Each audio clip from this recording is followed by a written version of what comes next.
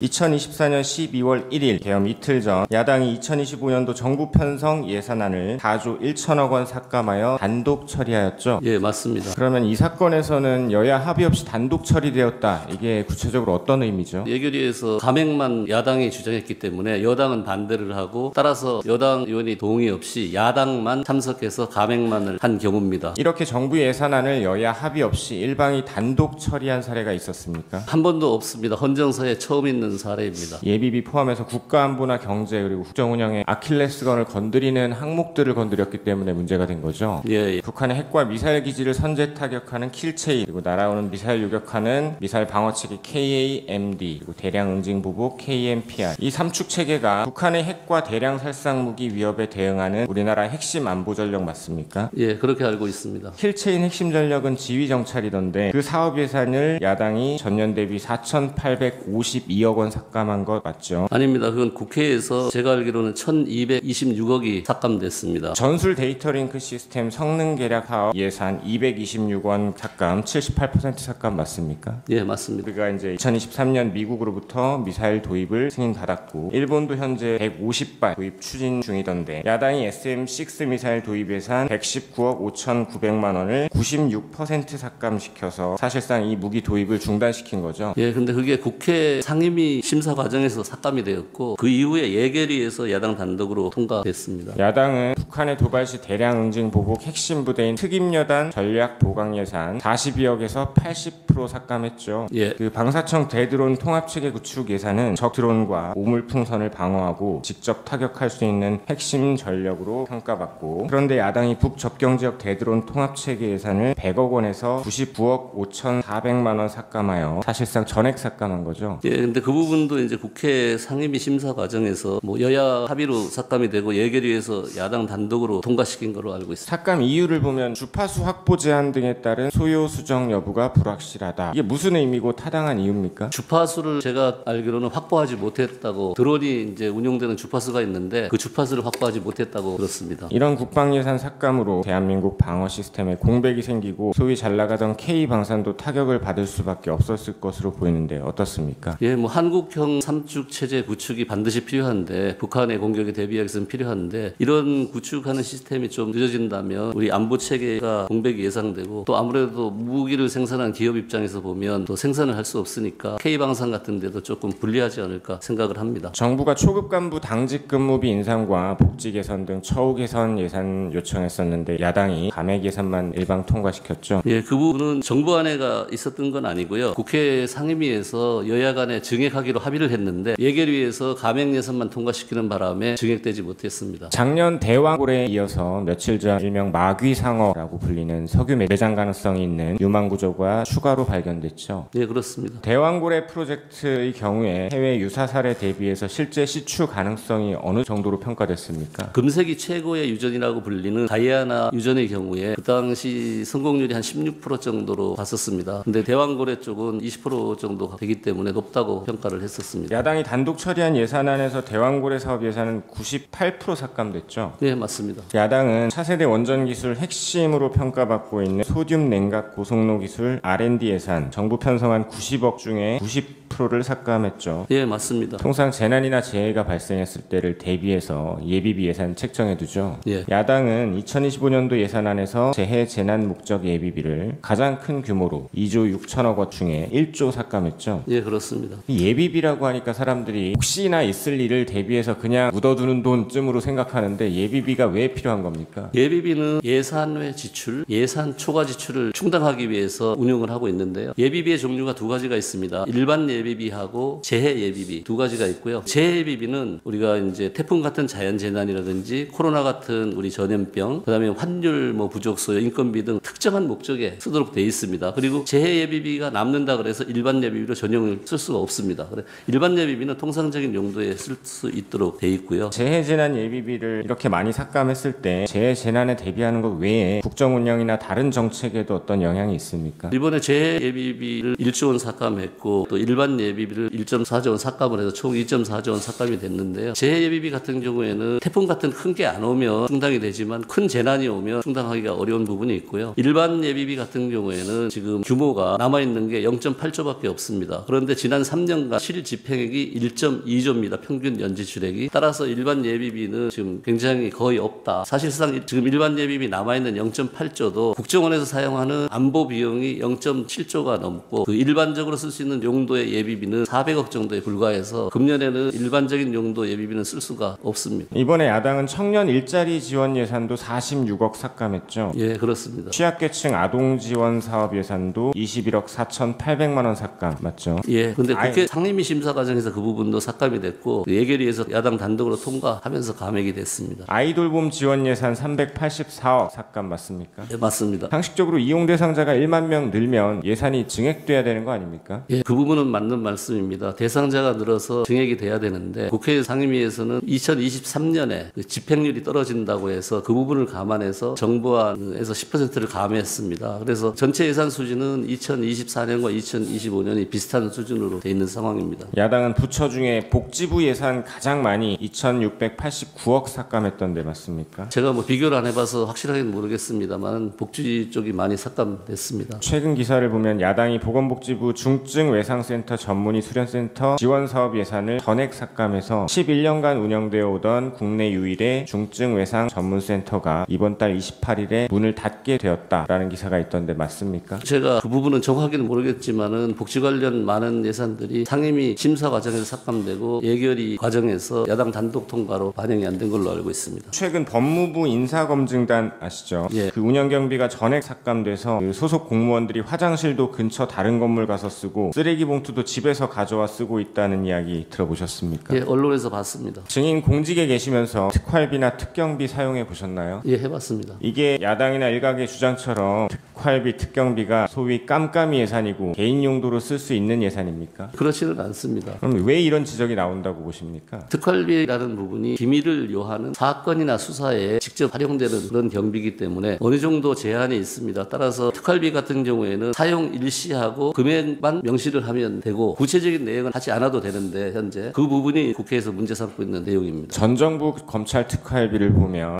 179억에서 94억, 84억, 80억 계속 줄어들었던 것 같은데 맞습니까? 예, 맞습니다. 이 수사기관 특활비, 특경비 왜 필요한 것입니까? 마약 수사 같은 경우를 할 때 보면은 마약 사범을 검거하기 위해서 현장에 뭐 며칠 동안 잠복 수사관들이 하기도 하고 또 마약 거래, 위장 거래를 하기 위해서 대금을 지급을 하기도 해야 됩니다. 그리고 또 첩보를 제공하는 정보원한테 정보원비도 제공해야 되는데 현 예산 체계상 제도상으로 현금을 자유롭게 지급할 수 있는 경우는 특활비밖에 없습니다. 나머지는 다 카드 처리되고 전부 현금으로 집행하기가 어려운 그런 내용들입니다. 그래서 증빙자료 제대로 제출 안 한다고 예산 삭감하는 게 부당한 것이죠? 예, 특활비의 성격상 기밀을 요하고 하기 때문에 그 증빙 자료를 날짜하고 금액으로 해도 괜찮다고 지금 돼 있는 겁니다. 야당은 검찰 특활비, 특경비 587억 전액 삭감, 감사원도 60억 삭감, 경찰은 31억 삭감 맞습니까? 예, 맞습니다. 이렇게 수사기관 특경비, 특활비를 없애버리면 사실상 예를 드신 마약 포함해서 중요 수사 업무가 불가능해지는 거 아닙니까? 예, 검찰 수사 경비는 크게 두 가지입니다. 지금 말씀하신 기밀을 요하는 수사에 마약 수사에 바로 쓰는 특활비하고 특경비, 특수활동비, 특정 업무 경비를 말합니다. 이게 하나가 있고 또 하나는 수사를 하는 부서의 운영을 하는 비용, 부서 운영비라든지 장비 구입비, 출장비, 특근 매식비 두 가지가 있는데 검찰 수사 사업이 11개입니다. 11개에 총 1,800억이 넘는데 이 앞에 있는 첫 번째 기밀을 요하는 특활비하고 특경비 이게 한 600억 가까이 되고 두 번째 부서 운영 경비가 1,200억이 좀 넘습니다. 그래서 비율을 보면 특활비 특경비가 한 31% 그리고 부서 운영비가 69% 정도 됩니다. 따라서 전체의 31%가 지금 없어진 상황에서 제대로 수사가 되기가 어렵고 현장에서 어려움이 많습니다. 순방이나 외교 행사 관련해서 대통령실에 배정된 특활비가 사용되는 것이죠? 예, 일부 사용됩니다. 그렇게 사용되는 특활비 중에 대통령이 사적으로 사용할 수 있는 부분이 있습니까? 대통령이 사적으로 사용하는 부분은 전혀 없습니다. 문재인 정부에서 대통령 특활비 96억 5천 맞습니까? 예, 맞습니다. 2025년 요청한 특활비 이번에 82억 5천만 원 맞습니까? 예, 맞습니다. 전액 삭감해서 영원 만들었죠? 예, 맞습니다. 이 사건이 어떤 사건인지는 아시죠? 비상계엄 선포 행위로 피청구인이 어떤 위헌 위법 행위를 했는지를 따지는 탄핵 심판이잖아요. 예. 그런 사건에서 피청구인이 지금 비상계엄 선포 담화나 이후에 여러 가지 담화 과정에서 국회 예산 삭감 삭감이나 감액 이거를 국회 폐악질, 국회 반국가 행위, 국정마비 행위 이렇게 부르면서 비상계엄 선포했는 거 아시죠? 예. 조금 전에 주신문 답변하실 때 12월 1일 날 계엄 이틀 전에 야당이 2025년도 정부 편성 예산안을 단독 처리했다라고 질문하셨는데 그렇다고 하셨어요. 예결위에서 처리했다는. 예결위에서도 11월 29일 아닌가요? 예, 29일입니다. 12월 2일 날 국회의장이 법정 기한이 12월 2일이지만 그날 상정하지 않겠다. 그리고 12월 10일까지 여야 간에 협상할 수 있는 기한을 주겠다라고 했었죠. 예. 그런데 12월 3일 날 아직 협상 기한이 일주일 남아 있는데 국회의장이 상정하지 않겠다고 공개적으로 밝혔음에도 불구하고 대통령이 예산 폭거라고 하면서 비상계엄을 선포했죠. 그 날짜에 대해서는 다툼은 없으시잖아요. 예. 그리고 SM6 미사일, 대드론 통합 체계, 그리고 이런 안보 예산들, 아이돌봄 예산이나 뭐 여러 복지 예산들에 대해서 지금 약간 헷갈리게 말씀하셔가지고요. 예결위에서 야당이 단독으로 통과했지만 사실 이 예산들은 상임위에서 여야 합의로 이미 삭감이 됐었다라는 건 증인이 확인하신 거죠? 예, 상임위 심사 과정에서 삭감됐습니다. 알겠습니다. 그리고 대왕고래 부분은 혹시 계속 그 뒤에 좀 팔로우를 하고 계신가요? 지금 1시간 전에 산자부에서 대왕고래 경제성 없다라는 속보가 떴는데요. 이 부분에 대해서도 확인하셨나요? 뭐 얘긴 들었습니다. 1차 시추 결과에 대해서. 네네. 확인하셨죠? 예. 증인이 굉장히 중요한 자리에 있고 경제수석으로서 좀 피청구인의 가까이에서 근무를 하셨기 때문에 거기에 대해서 좀 여쭤보는 점을 이해해 주시면 좋을 것 같고요. 비상계엄 선포 이전에 증인이 피청구인으로부터 군대를 동원하는 비상계엄이 필요하다 이런 말 들으신 적 있으신가요? 없습니다. 증인은 비상계엄 선포 사실은 그럼 언제 어떻게 당일날 저녁에 한 제 기억에 10시 조금 전에 알게 됐습니다. 어떻게 아셨어요? 참모 소집이 돼서 제가 도착을 9시 한 40분, 50분경 했기 때문에 그때 도착해서 알았습니다. 지금 이 예산 폭거를 가지고 국정이 마비된다고 해서 비상계엄 선포를 하신 거잖아요. 예, 제 생각을 말씀드리면 이어지는 줄 탄핵이라든지 재정 부담이 되는 여러 입법, 일방적인 입법 이런 시도, 그다음에 예결위에서 통과됐지만은 예산 일방 삭감 이런 게 종합적으로 원인이 되었을 것으로 생각을 합니다. 증인도 비슷한 상황 인식을 가지고 있다 이런 뜻으로 이해하면 될까요? 그러니까 그 판단은 우리 헌법재판에서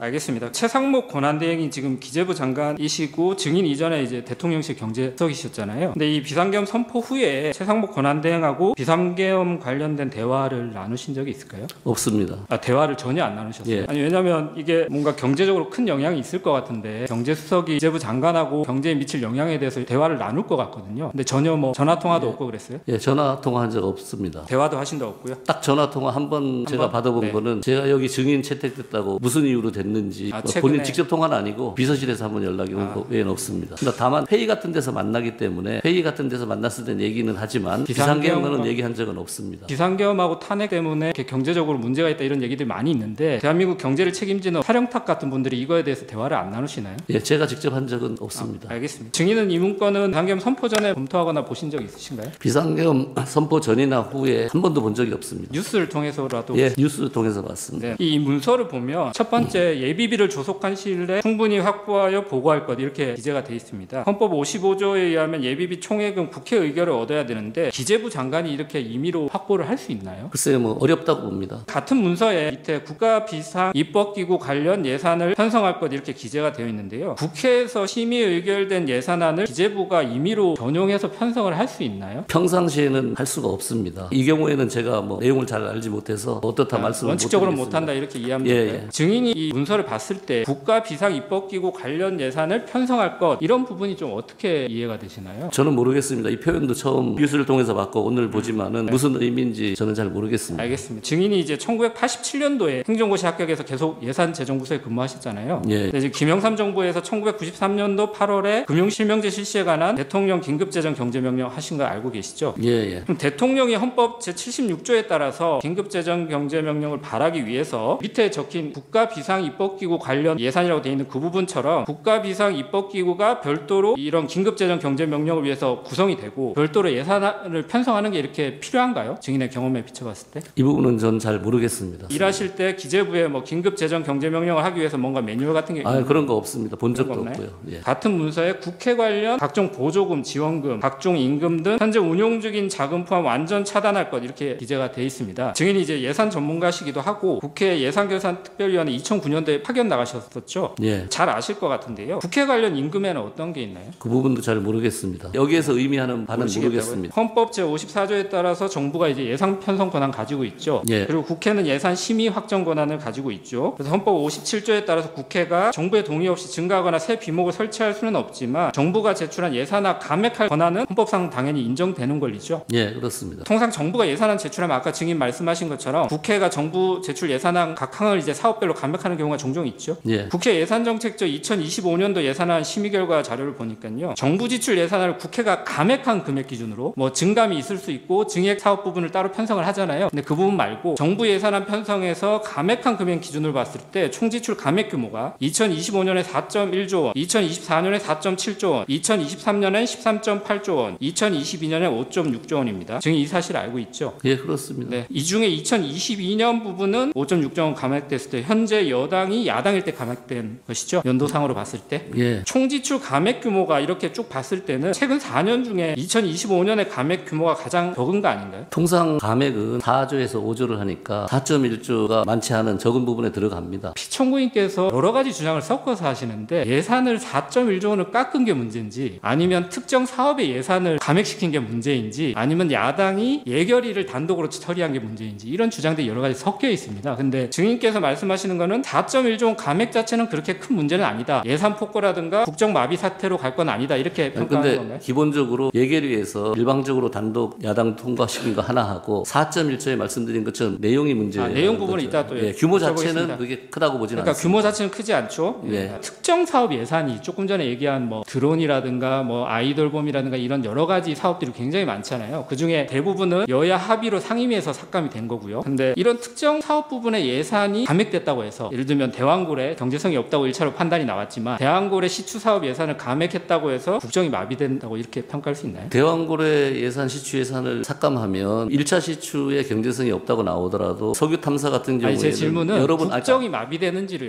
말씀을 네. 드릴게요. 기본적으로 2차 시추 예산이 없어지니까 유전 개발이나 이런 데 어려움이 있지 않겠습니까? 그런 부분에 석유 개발의 그쪽에는 국정 마비가 되겠죠. 그 부분에는 아니 국정 마비라고 하면 지금 나라가 움직이지 않을 정도로의 상태가 되는데 그 부분만 말씀드리면 그 부분만 말씀드리면 그렇고 나머지는 전반적으로 증인 잠시만요. 지금 말씀하시는 게 결국은 그 특정 사업의 예산이 감액이 되면 결국은 그 사업이 마비될 여지는 있어도 국정 전반이 마비된다고 단정 지으실 수가 있는 건가요? 국정 전반이라고 하는 건 예비비 같은 경우가 국정 전반에 얽히는 건데 그런 부분에 문제가 예비비만의 문제가 아니잖아요 지금. 그다음에 특수활동비 특정 업무비 뭐 이런 거 감액된 것도 수사 같은 걸 잘 못하니까 마약 수사 같은 게 차질을 빚고 국정이 마비되고 지금 계엄을 선포할 수 있는 국가 비상사태냐고요. 그걸 여쭤보는 거예요. 아니 그 부분은 헌법재판소에 판결을 내릴 거니까 정부의 예산 편성권을 주고 국회에는 예산안 심의 의결권을 주는 의미가 정부와 국회가 서로 협의해서 국가 예산을 결정하라는 거잖아요. 예, 그렇습니다. 그런 이해로 보면 되겠죠. 국회 예산안 시정연설이 올해 2024년 11월 4일 날 원래 진행이 돼야 되는데 그때 대통령 참석 안 하셨죠. 예. 이게 지금 박근혜 대통령 이후로 11년 동안 계속 이어지다가 올해 처음으로 참석을 안 하셨거든요. 근데 예산안이 이렇게 중요하고 여야 합의로 감액된 이 예산안에 대해서 얼마나 중요하게 생각하셨을지 모르겠지만 이 예산안 감액이 국가 비상사태고 야당의 폭거라고 생각하시면서 11월 달에 예산안 시정연설을 하는데 참석을 안 하셨단 말이에요. 야당을 설득하고 국회를 설득해야 되는데 그럼 정작 대통령이 어떤 노력을 하셨을까 좀 의문이 드는데요. 증인께서 예산안 시정연설 가야 된다. 시청구인한테 좀 건의하신 적 있나요? 논의는 내부적으로 했었습니다. 직접은 안 하고 같이 있을 때 얘기를 2023년에 예산에 대해서 정부가 2024년 4월에 결산보고서를 제출했습니다. 그렇게 제출된 건 알고 계시죠? 예, 보지는 못했습니다. 그 제출된 결산보고서에 따르면은 2023년도 예비비 예산 4.6조 원에서 1.3조 원이 지출이 됐습니다. 알고 계시나요? 아니요, 숫자는 제가 기억을 하지 못합니다. 예비비 지출이 2023년에 1.3조 원이거든요. 근데 그 중에서 일반 예비비가 그러면 1.2조 원 정도 지출이 됐다고 생각하시는 예, 거예요? 그 정도 되고 그에 아마도 재예비비가 적게 나가면 재예비비는 재해가 거의 전혀 안 없었다는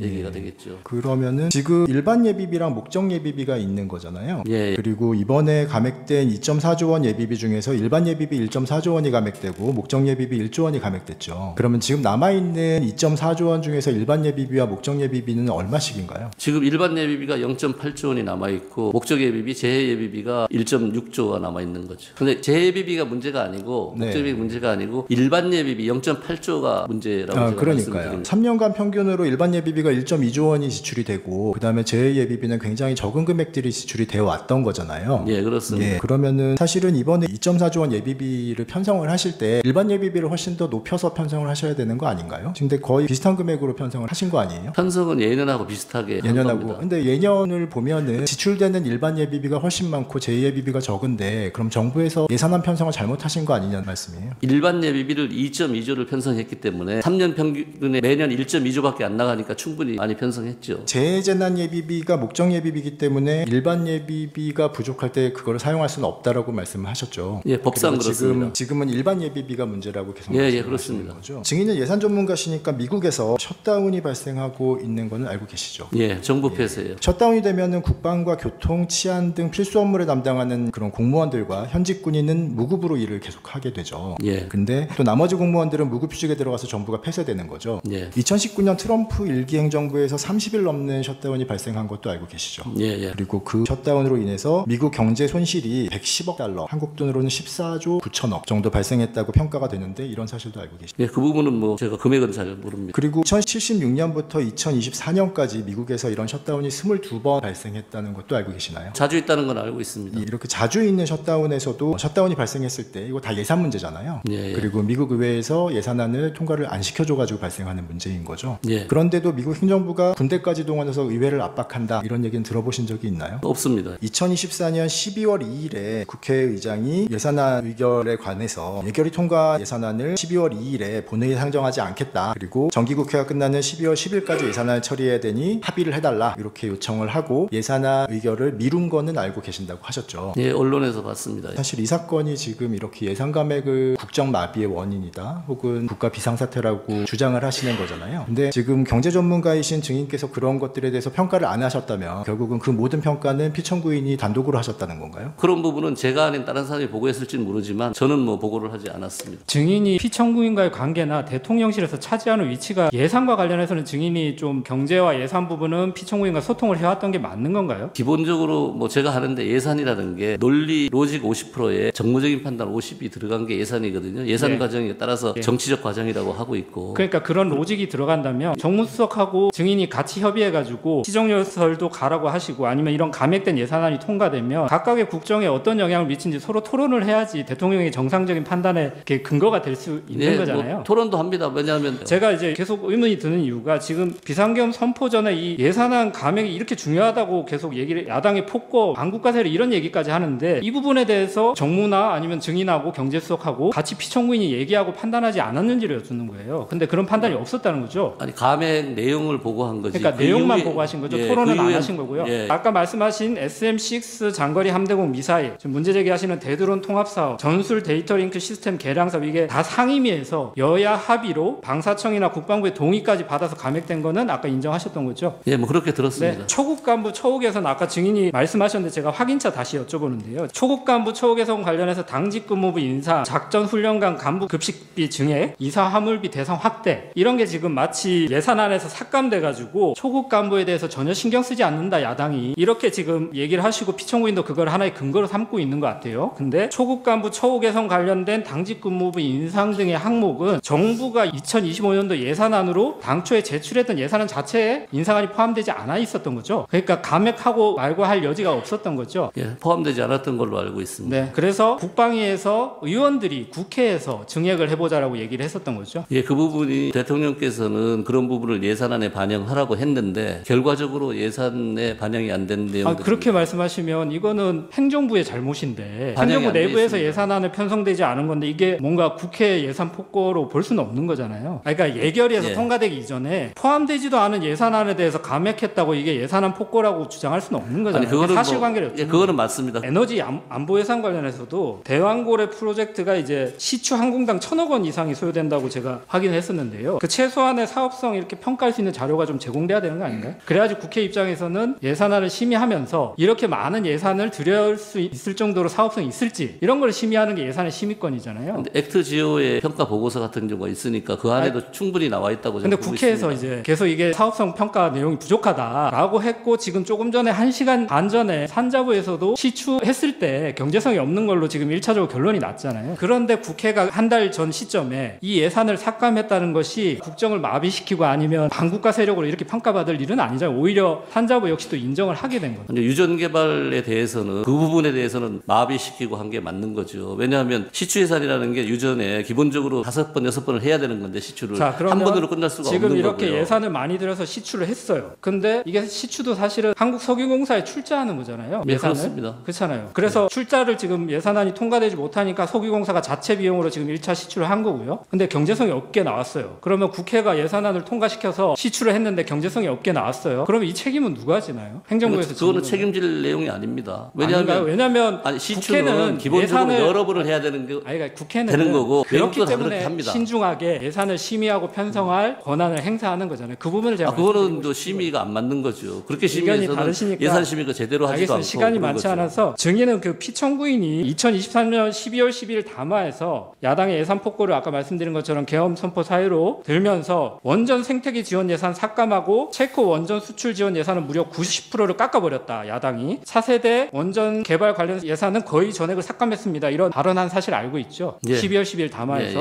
예. 근데 2024년 10월 19일이에요. 그 담화로부터 일주일 뒤에 국회 산자익위원회에서 위원들이 산자부 장관에게 삭감된 원전 예산이 도대체 뭐냐. 대통령이 이렇게 담화문에서 얘기하는데 그랬더니 산자부 장관이 산업부의 원전 관련된 예산은 4,887억 그대로 다 있다. 대통령이 담화문 내용은 좀 잘못된 내용이다라는 취지로 답변하고 공식적인 해명 자료를 내지는 못했지만 기자들한테 해명했다. 이렇게 발언했는데 이 사실 알고 있어요? 증인이? 그걸 모릅니다. 회의로 한번 확인해 보셔야 될 것 같고요. 증인이 그러면 피청구인한테 야당이 원전 관련 예산 전부 삭감했다 이렇게 보고하셨나요? 아, 아까 그렇지 감액 않습니다. 사유 보고하셨다고 하셔가지고요. 감액하고 그 이후에는 보고를 한 적이 없습니다. 그러면 이 도대체 이 원전 관련된 예산은 누가 보고를 했는지 궁금한데 이게 거짓 뉴스에 기반했다고 보면 되겠죠? 아까 장관의 말이 맞다면? 제가 아는 바가 없습니다. 저는 그 이후에 보고한 적도 없고 12월 12일 담화문 작성에 관여도 하지 않았습니다. 그럼 예산안을 두고 정부 여당과 야당의 이런 갈등이 어느 나라나 있을 수 있을 것 같은데 미국에는 왜 이런 셧다운이라는 게 일어나고 우리나라는 일어나지 않습니까? 조금 전에 말씀드린 GDP 규모는 달러고요. 미국은 셧다운이 자주 일어나고 우리는 안 일어나는 이유게 예산 제도의 차이입니다. 미국은 예산을 국회에서 편성하고 확정을 합니다. 우리는 행정부에서 편성하고 국회에서 확정하는 시스템이 다르고요. 그리고 거기에는 입법으로 되고 우리는 예산이라는 법 형식으로 하지만은 미국은 입법 법률을 통해서 하기 때문에 국회에서 언제라도 법률을 개정해서 바로 일주일 그냥 셧다운하고 예산을 또 줄 수 있고 법으로 이렇기 때문에 미국에서는 이 셧다운이 자주 일어납니다. 그런데 우리 같은 경우에는 예산이라는 법 형식으로 별도로 하기 때문에 만일 셧다운이 일어나면 우리가 준예산을 편성하도록 지금 돼 있고요. 12월 말까지 예산이 통과 안 되면 그 준예산은 국회가 아니라 행정부에서 편성을 하도록 돼 있습니다. 야당이 발의한 법안 중에 대통령이 제의 요구를 했음에도 불구하고 또 통과시켰던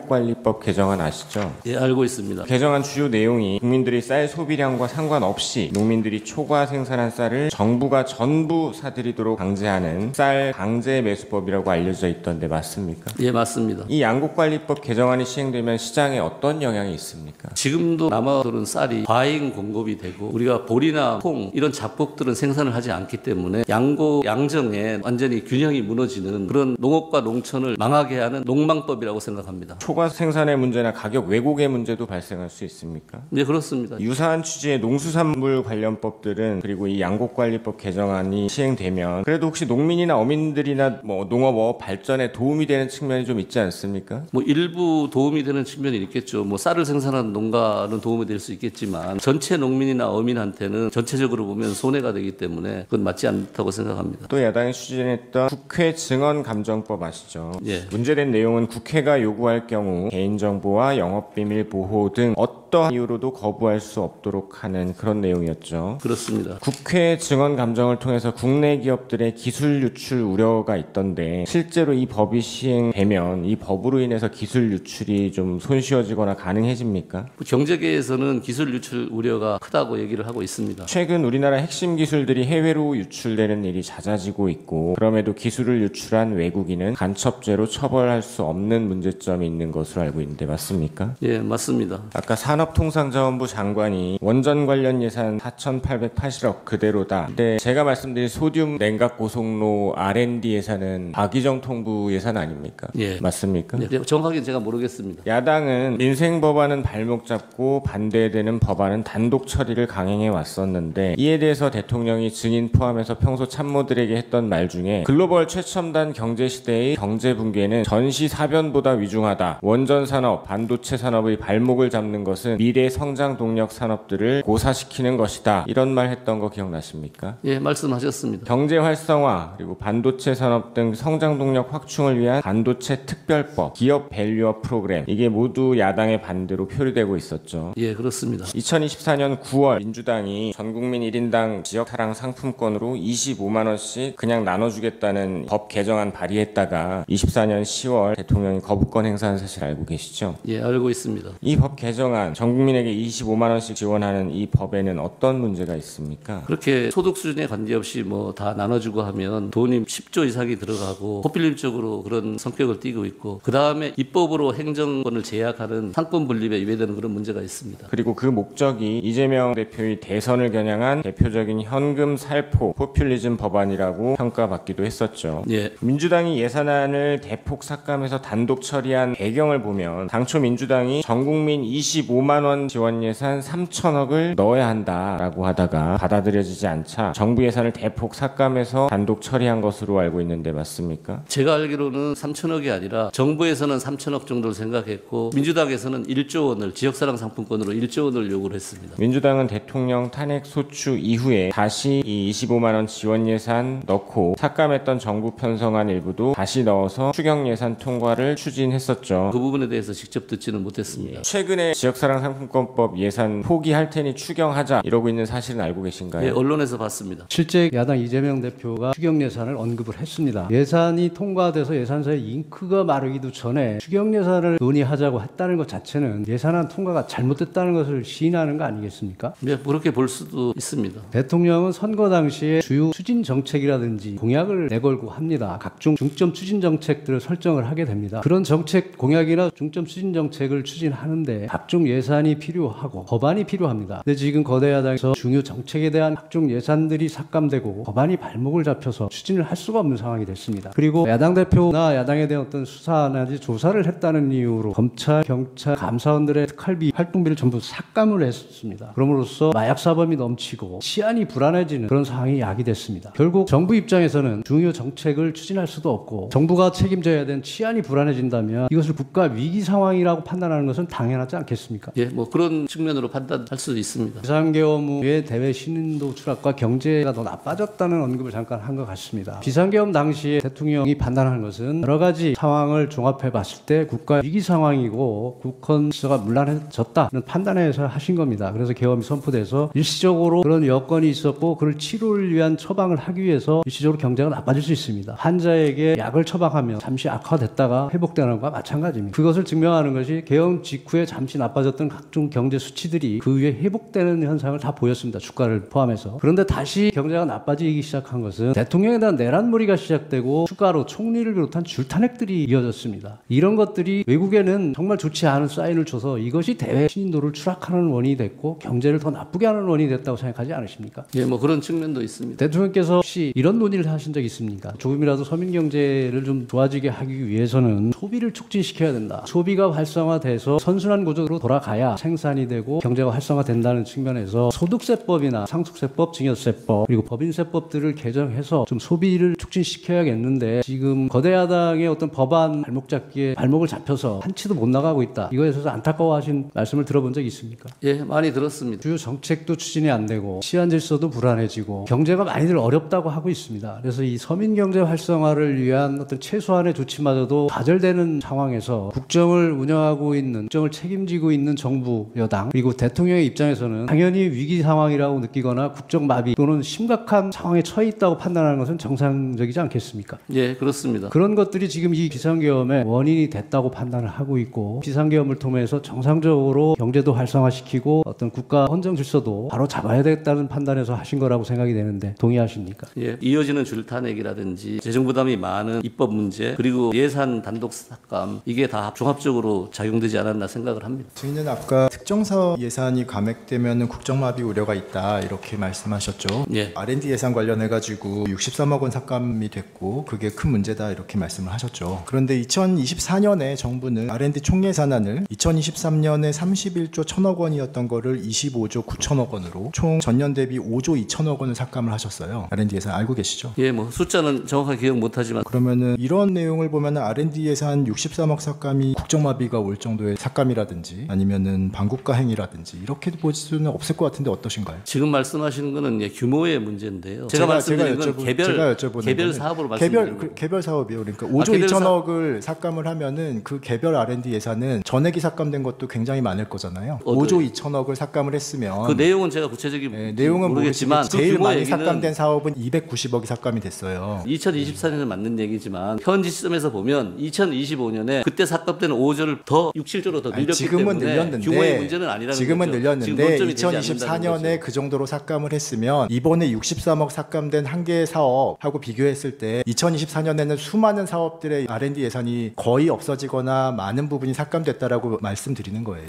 본 법정에서는 국회와는 다르게 증인한테 윽박을 지르거나 소리를 지르거나 하지도 않을 거고요. 그다음에 증인이 하고 싶은 말이 있으시다면 간단하게 충분히 제가 하실 수 있도록 시간을 드리겠습니다. 증인은 곽종근 특전사령관으로부터 국회로 출동하는 지시를 언제 받았습니까? 저는 22시 31분에 안보폰으로 지시받았습니다. 이제 출동한 시간은 언제입니까? 제가 1번 헬기를 탑승했고 23시 22분에 이륙해서 23시 49분에 국회에 착륙하였습니다. 증인은 비상계엄이 발령됐다는 사실을 언제 알게 되셨죠? 대통령님 담화를 보면서 TV에서 알았습니다. 증인이 창문 유리를 깨고 들어간 것이 시민들과 충돌을 피하기 위해서였다고 하는데 맞죠? 네, 맞습니다. 증인은 검찰에서 국회 본관의 구조는 전혀 알지를 못했다 이렇게 진술을 한 바 있는데요. 맞죠? 네, 맞습니다. 국회 본관에 들어갔을 때 증인은 국회 본회의장이 어떻게 들어가는지 또 정무는 어디로 가는지 아무것도 모르는 상태였다고 하는데요. 그래서 약간 헤맸었죠. 아닙니다. 그건 아니고 제가 받은 임무는 공세 및 확보였습니다. 예. 그래서 제가 이제 본회의장으로 들어갈 의사는 전혀 없었고 이 벽면을 타고 왔기 때문에 이 방을 나가서 왼쪽으로 가면 정문이 나오겠다. 방향을 보고 목표를 가지고 이동한 겁니다. 박정근 특전사령관은 대통령으로부터 비화폰으로 전화를 받고 문을 부수고 들어가서 안에 있는 인원들을 모두 끄집어내라 이렇게 전화를 받았고 그래서 특전사령관이 증인이랑 논의를 했다고 합니다. 근데 증인은 특전사령관이 이런 논의한 사실이 없죠. 제가 기억하는 게 명확한지는 모르겠으나 저도 이제 사령관 공소장이나 언론을 갖고 제 생각을 조사받으면서 정리를 좀 하고 있습니다. 현재 제가 시간대별로 파악해 봤을 때는 00시 17분경에 사령관과 통화를 했고 그때 정문에 몸싸움이 있어서 인원을 빼야 되는 상황이었어요. 그때 제 기억에 사령관이 아마 TV로 제 모습을 보고 있으니까 혹시 뭐 테이저건이나 공포탄 가져간 걸 좀 사용했을 경우에 방법이 있냐 이런 식으로 의견을 물었고 제가 그건 제한됩니다. 지금 다른 거 사용하는 거는 불가합니다. 그러니까 바로 그래 사용하지 말고 부대원들과 국민들 다치지 않도록 안전하게 해봐라 이렇게 말씀하면서 그러면 뒤로 빼서 다른 길을 찾아보는 게 어떠냐 이런 식으로 말을 해서 제가 병력을 예. 근데 대통령님께 전화를 받았다는 시간이 그 이후에 10분에서 15분 후입니다. 예, 그래서 제가 이제 창문을 자의적으로 깨고 들어갔고 예. 두 번째 그 다음에 사령관과 통화한 기록이 00시 36분으로 되어 있습니다. 맞습니다. 제가 생각한 거는 그 시점이 1차 접촉하고 소화기 이렇게 공격을 받은 직후라고 생각되고 그때 전에서 제가 기억나는 거는 150명이 넘으면 안 된다고 하는데 들어갈 수 없겠냐는 식으로 한 어조가 아니고 부들은 약간 사정하는 비슷한 느낌으로 이야기했습니다. 저는 그때 150명에 대한 의미는 생각하지도 않았고 들어갈 수 있겠냐 그 단어에 바로 안 됩니다. 더 이상 못 들어갈 것 같습니다. 이렇게 답변을 하고 끝냈습니다. 30분에서 40분 사이에 증인이 국회로 들어간 사이에 그런 대화를 나눈 사실은 없죠. 박종근 사령관과 테이저건, 공포탄, 전기단수 그런 건 없죠. 테이저건하고 공포탄 말씀드린 대로 정문에 있을 때 그때, 밖에서 통화한 내용이고 제가 창문을 깨고 들어가서 정문 안쪽에서 통화한 내용이 150명이 넘으면 안 된다는 데 관련된 내용입니다. 전기를 차단하는 방법이 없겠냐고 말씀하신 거는 00시 50분에 통화한 기록이 있습니다. 그때가 제가 2층에서 진입이 안 돼서 안에 사람이 엄청 많은 것 같은데 어떻게 생긴 거냐 높은 데 올라가면 보이지 않겠냐 하면서 엘리베이터를 탔습니다. 그때는 뭐 기자들이나 유튜버들 자연스럽게 같이 타고 이동했고 그래서 4층에 올라갔는데 거기서도 진입을 막고 계셔가지고 두 번째 소화기 관련된 일이 있었습니다. 그리고 나서 사령관께 전화를 하면서 설명을 드렸습니다. 지금 뭐 여기도 사람 많고 못 들어간다 이런 식으로 설명드렸는데 그때 전기라도 차단하는 방법 없겠냐 이렇게 말씀하셔서 찾아보겠다 그러면서 지하 1층으로 이동했습니다. 특전사령관은 증인한테 그런 말을 직접 한 사실이 없다. 국방부 장관이랑 통화를 하다가 비화폰으로 말하는 음성이 마이크로 전파돼서 그런 내용이 전파됐다 이렇게 얘기하는데 증인이랑 말이 약간 틀리죠. 증인 말이 맞습니까? 곽종근 사령관이 말이 맞습니까? 각종 사령관께서 말씀하신 방향과 변호사님 말씀하신 게 좀 다르다고 생각하고 있습니다. 그러니까 각종훈 사령관께서 말씀하시는 부분은 이걸 꺼야 되는데 켜둔 상태로 안보폰으로 전화 온 것을 들어갈 수 있는 그런 저는 직접 통화를 받은 겁니다. 증인은 곽종근 특전사령관이 말한 150명이 넘으면 안 되는데 라고 하는 그 우려 섞인 뉘앙스의 혼잣말을 빨리 본청에 들어가서 국회의원 150명이 되지 않도록 끌어내라 이런 의미로 이제 이해를 하셨다는 것이죠. 아닙니다. 150 넘으면 안 되는데 들어갈 수 없겠냐. 거기에는 끌어내라와 국회의원 단어는 없었습니다. 그러니까 이제 빨리 들어가라는 취지로만 이해했다 이런 이제 것이죠. 예. 국회의원 박선원이 산탄총 이 주장을 했어요. 산탄총으로 문을 부수려 했고 산탄총으로 문을 부셨다면 만약에 유혈 사태가 일어날 수도 있었다. 이런 이제 주장을 했는데 완전히 허구죠. 예, 맞습니다. 증인이 약 6천여 발의 탄약을 반출했다는 거 언론 보도 나왔죠. 예. 그 사실 아니죠. 사실 아닙니다. 예, 제 추측입니다. 나머지 시간 32초 정도 남았는데요. 아까 얘기하고 싶은 거 좀 얘기하시겠습니까? 부대원들이 이런 가짜 뉴스 때문에 많은 혼선이 있고 힘들어합니다. 그래서 이 부분은 제가 명확하게 말씀을 드리고 가고 싶어서 정리를 해왔습니다. 박선원 의원께서는 매불쇼와 MBC 초대석 등에 출연해서 모범장병 격려 골프가 계엄 사전 모의 목적이었다. 대통령께서 707 단장을 대통령실로 불러 자주 술을 먹였다. 경호처에 파견된 707 요원들이 외곽 경비를 세워서 굉장히 불평불만이 많다. 707 특임단이 국정과 함께 백령도에서 북한 오물풍선을 격추했다 등 다수의 가짜뉴스를 퍼뜨렸습니다. 이것으로 인해서 부대의 사기가 많이 떨어져 있고 부대원 중 일부는 아직도 단장이 진짜 대통령실에 불려갔는가 하는 의구심을 가지고 있습니다. 분명히 말씀드리지만 707 특임단 부대원들은 12월 3일 계획되었던 훈련 복장 그대로 야간 감시 장비를 포함한 장구류를 착용하고 산탄총을 포함한 총기를 휴대한 상태에서 출동을 했고, 산탄총은 공용하기로서 팀별로 한정씩 할당된 총입니다. 탄은 가져가지 않았고 전혀 사용할 목적이 없었습니다. 이상입니다. 헬기에 소총용 실탄하고 권총용 실탄 실어 가신 거는 맞습니까? 네, 맞습니다. 네. 근데 아까 왜 불출이 안 됐다고 답변을 하셨죠? 수신문 때 실탄은 불출 안 됐다고 물으셨고, 거기 훈련 계획상에 공포탄으로 훈련할 계획돼 있었고, 실탄은 예비로 헬기 한 대당 8명, 개인당 그러니까 5.5mm 10발, 예. 9mm 10발을 탄통에 보관해서 가도록 돼 있었고 가져갔습니다. 출동하실 때 부대에서 불출된 거는 맞지 않습니까? 네, 맞습니다. 23시 50분경에 국방부 장관이 곽사령관에게 추가 병력 투입을 지시를 합니다. 그래서 707 특수임무단 대기하고 있던 병력 101명이 추가로 같은 방법으로 헬기 12대 분승해서 00시 48분부터 경내에 착륙을 합니다. 그래서 미리 와 있던 증인부대하고 합류를 하죠. 사실 저는 철수 지시 있을 때까지 추가 병력이 있었는지 자체를 몰랐습니다. 제가 철수할 때 왔다는 걸 인지를 했고, 마지막에 도착한 인원은 01시 18분에 착지를 했기 때문에 바로 철수를 했고, 근데 이렇게 추가 투입 지시가 내려온 것은 증인이 지휘하던 그 병력만으로는 원래 계획했던 이게 의사당 봉쇄하는 작업이 숫자가 부족하다고 판단해서 추가 투입 지시가 된 거예요.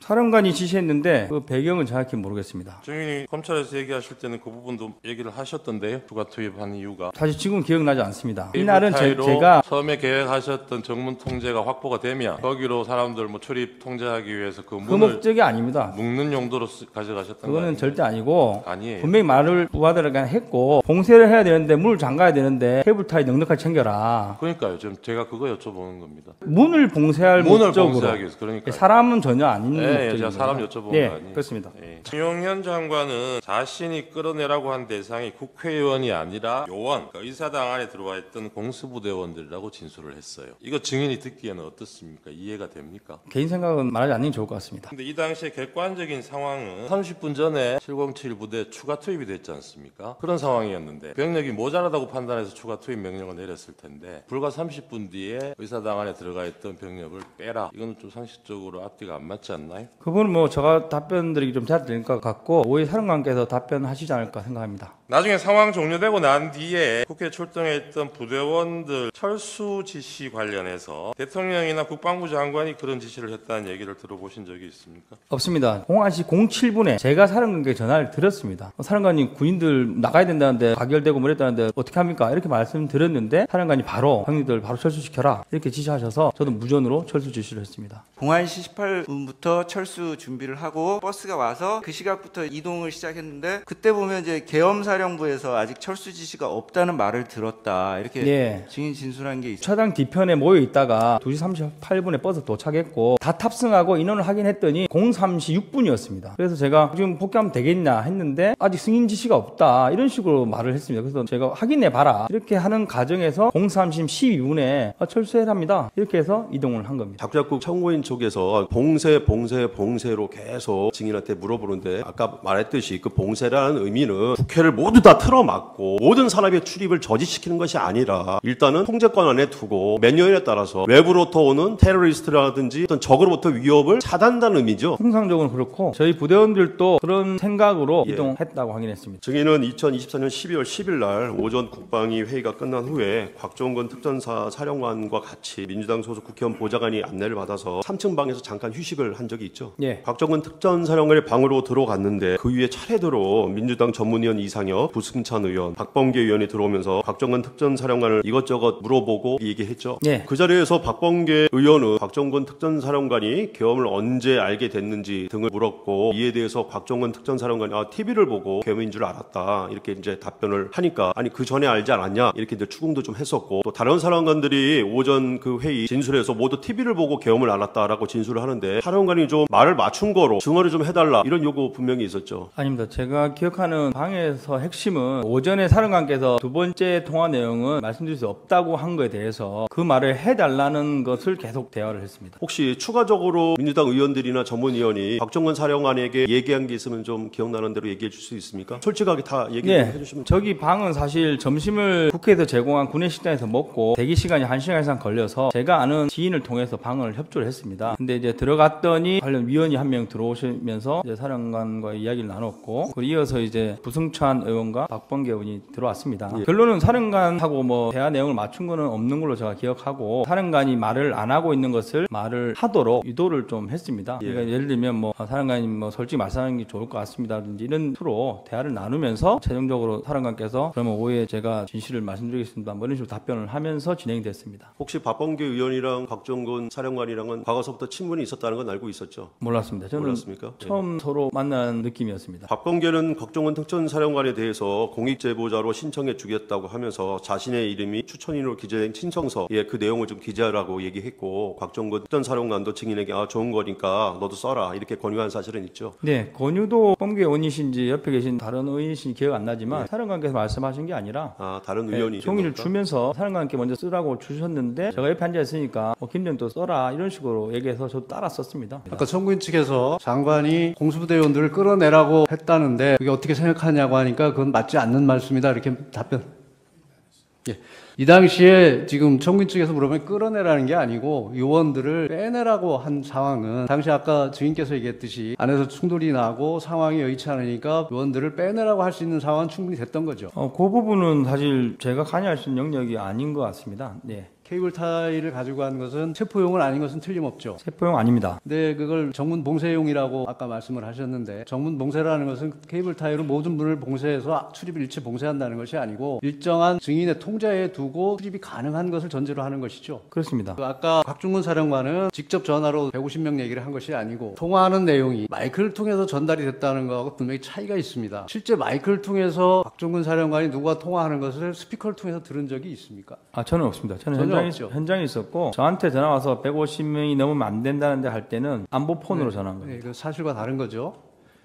질문에 대해서 제가 잘 이해를 못했는데 저는 현장에 있었기 때문에 스피커를 통해 나가는 이 부분에 대해서는 전혀 알지 들은 못합니다. 바가 없는 거죠, 전혀. 예. 처음에 출동 당시나 계속 계엄법에 따른 정상적인 출동이라고 인식하고 있었는데 사후에 그런 처벌받을 수 있겠구나 하는 주변의 소리들이 들리니까 그런 기자회견을 하셨다는 얘기죠. 그렇습니다. 언론을 보고 스스로 판단했습니다. 스스로 판단한 거죠. 지금 생각해보면 어떻습니까? 최근에는 제가 또 다른 정보들을 많이 입수하고 있어서 제가 현재 이해하고 있는 것은 국회에 임무를 받고 가는 것까지는 문제가 없고 국회의원의 국회 의정 활동을 방해했을 때 문제가 된다고 이해하고 있습니다. 그리고 아까 분명히 철수 지시 07분에 제가 전화를 드렸습니다. 통화에서 철수 지시를 받은 건 틀림없죠. 제가 전화를 드렸고 어쨌든 통화상으로 그렇습니다. 그리고 아까 안에 들어가라라고 얘기한 건 본회의장 안이 아니라 그 정문 옆에 있는 홀 그 안을 말하는 거죠. 저는 사실 본회의장이 어딘지 모르고 본회의장에 들어갈 의사도 없었는데 제가 최근에 이렇게 뉴스를 보면서 제가 4층에 갔을 때 좀 제지를 하는 분들이 많았는데 거기가 본회의장하고 연결된 길일 수도 있겠구나 그렇게 현재 인식을 하고 있습니다. 그래서 저희를 강하게 제지하셨구나 뒤늦게 지금 판단하고 있습니다. 최근에 증인이 접한 정보 중에는 국회 출동 자체는 문제가 없다는 얘기도 들었다고 하셨는데 그런 얘기 누가 합니까? 언론을 통해서 제 스스로 판단했습니다. 관련 법 규정 같은 거 한번 찾아보셨어요? 제가 사실 계엄법하고 헌법을 출력은 했는데 제가 읽으면서 좀 이해하기 어려워서 세부적으로 확인을 못했습니다. 다음에는 국회법도 한번 출력해서 한번 보십시오. 거기 보면 국회의 질서 유지를 위한 경우는 국회의장의 지휘를 받아야 되고 이런 국회의 권한에 대해서는 계엄 상태 하에서도 제한할 수가 없는 걸로 그렇게 되어 있습니다. 증인이 지금 원래 명령 받았던 내용, 증인이 그 당시에 그걸 뭐 위법성을 인지하고 있었는지 그 부분을 탓하는 게 아니라 그 행위 자체는 객관적으로는 잘못된 거라는 거고. 제1여단장 이상현은 검찰 조사에서 이런 진술을 한 적이 있거든요. 과거 12.12 사태 같은 불법 계엄 상황에 대해 연구한 적이 있기 때문에 계엄 상황에서 의회 활동을 방해하는 것은 명백한 불법임을 알고 있었다. 이렇기 때문에 이상현 여단장은 곽종근 사령관이 국회의원을 끌어내고 청문을 깨부수더라도 막아라 이런 지시를 듣는 순간 이건 너무 이상하다라는 생각을 했다고 해요. 증인은 평소에 또는 이상현 여단장과 이런 12.12 계엄 사태에 대해서 얘기해 본 적이 없습니까? 없습니다. 1여단장 제가 언급하긴 그렇지만 방금 말씀하신 내용이 사실 아닌 것으로 알고 있습니다. 그 사실이 아니라는 게 무슨 뜻인가요? 제가 아는 범위 내에서는 그렇습니다. 계엄 상황 종료되고 그 이후에 박 사령관하고 몇 차례 만난 기회. 사령관께서 6일날 직무 배제되고 7일날 수도군단으로 이사를 하셨습니다. 저는 사실 사령관님을 뭐 근무연이 있는 것도 아니고 단지 1년 동안 모신 관계지만 되게 존경하는 분으로 생각하고 있었습니다. 그래서 토요일날 저녁에도 공간에 올라와서 인사를 드렸고 그 다음 주말에도 주변에서는 뭐 가지 말라는 식으로 말을 했지만 저는 인사를 드리겠다. 이사 잘 하셨는지 가서 인사를 또 드렸습니다. 토요일이면 7일이겠죠? 10일날 아침에 제가 이제 몇 시쯤 오십니까? 했더니 시간 맞춰 간다. 그래 말씀하셔서 괜찮으시면 좀 빨리 오십시오. 커피나 한잔 하십시오 해서 제가 이제 한 30분 정도 일찍 주차해서 만나서 두 명이서 한 20-30분 대화를 나눴습니다. 그 그때 대화는 전날 검찰 조사 내용 관련해서 그런 내용은 그런 없었습니다. 없었어요. 없었고 제가 어떻게 보면 일방적으로 말씀드렸고 중립을 지키시는 게 좋을 것 같다. 왜냐하면 6일날 김병주 의원이 오셔가지고 항의 방문하면서 인터뷰를 했지 않습니까? 네. 여론이 안 좋았습니다. 마치 뭐 민주당 쪽에 붙은 양 이런 여론이었는데 제가 알고 있는 사령관님은 그런 게 없이 딱 중립입니다. 그래서 제가 이야기하실 때 절대 한쪽 정당에 유리한 쪽으로 하지 마시라. 그렇게 하자. 이런 식으로 제가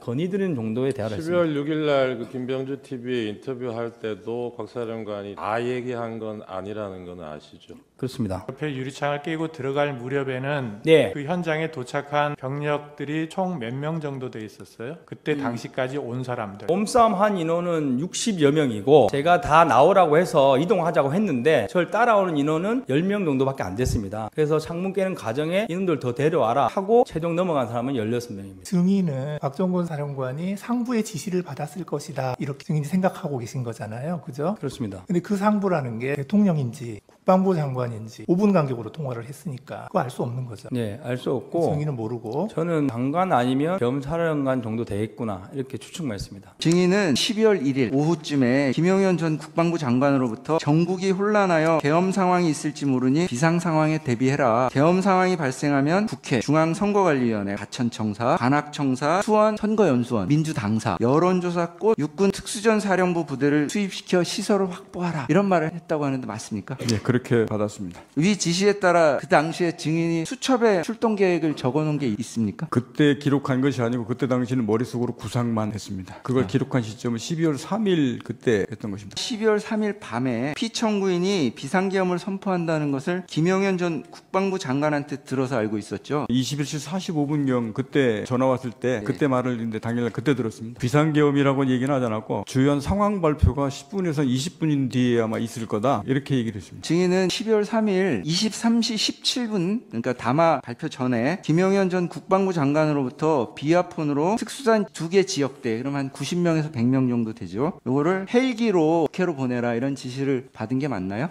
예. 헬기도 찍어서 말했습니까? 예. 22시 21분경 1여단장 이상현에게는 비상계엄 상황이 발생했다. 사복을 착용한 정찰조 한 개조, 그러니까 편의대 한 개조를 국회로, 한 개조는 민주당사로 보내서 상황을 파악하라. 이렇게 지시를 하고 1개 대대를 국회의사당으로, 1개 대대를 국회의원 회관으로 각 출동시켜서 건물을 봉쇄하라. 그리고 여단장도 함께 국회로 출동하여 내 지시에 따라 현장을 지휘하고 현장에 있는 수방사령관이랑 상의하며 조치하라. 이렇게 말씀하신 게 맞습니까? 네, 그렇습니다. 그 직후 22시 30분경에 특수작전 항공단장 김세훈에게 항공기 출동하라고 하고 사령부로 들어와라 이렇게 지시했죠. 그렇습니다. 22시 31분경에는 707 특수단장 김현태한테 헬기 12대가 도착하면 대기 중인 병력을 헬기로 국회 출동시키고 특임단장도 함께 국회로 출동하라고 지시했 맞나요? 그렇습니다. 22시 47분경에 예하 부대장들에게 화상회의를 했잖아요. 예. 그래서 그 당시에는 수첩에 적어 적었던 내용인가요? 요거 정도 됩니다. 1여단장 이상현한테는 국회 출동을 지시하고 3특수여단장 김정근에게는 중앙선거관리위원회 과천청사 수원 선거연수원으로 9특수여단장 안무성한테는 선관위 관악청사 및 여론조사 꽃으로 병력을 보내라 이렇게 지시한 게 맞죠? 예. 12월 3일 22시 49분에서 54분 사이에 수방사에 헬기 비행 승인을 요청했고 헬기 12대를 수전 사령부로 출동시켰죠. 23시 22분경부터 헬기 12대에 타고 소총 실탄 968, 권총 실탄 968 등을 적재한 다음에 미리 준비했던 병력 96명과 함께 탑승해서 국회로 출동한 게 맞죠.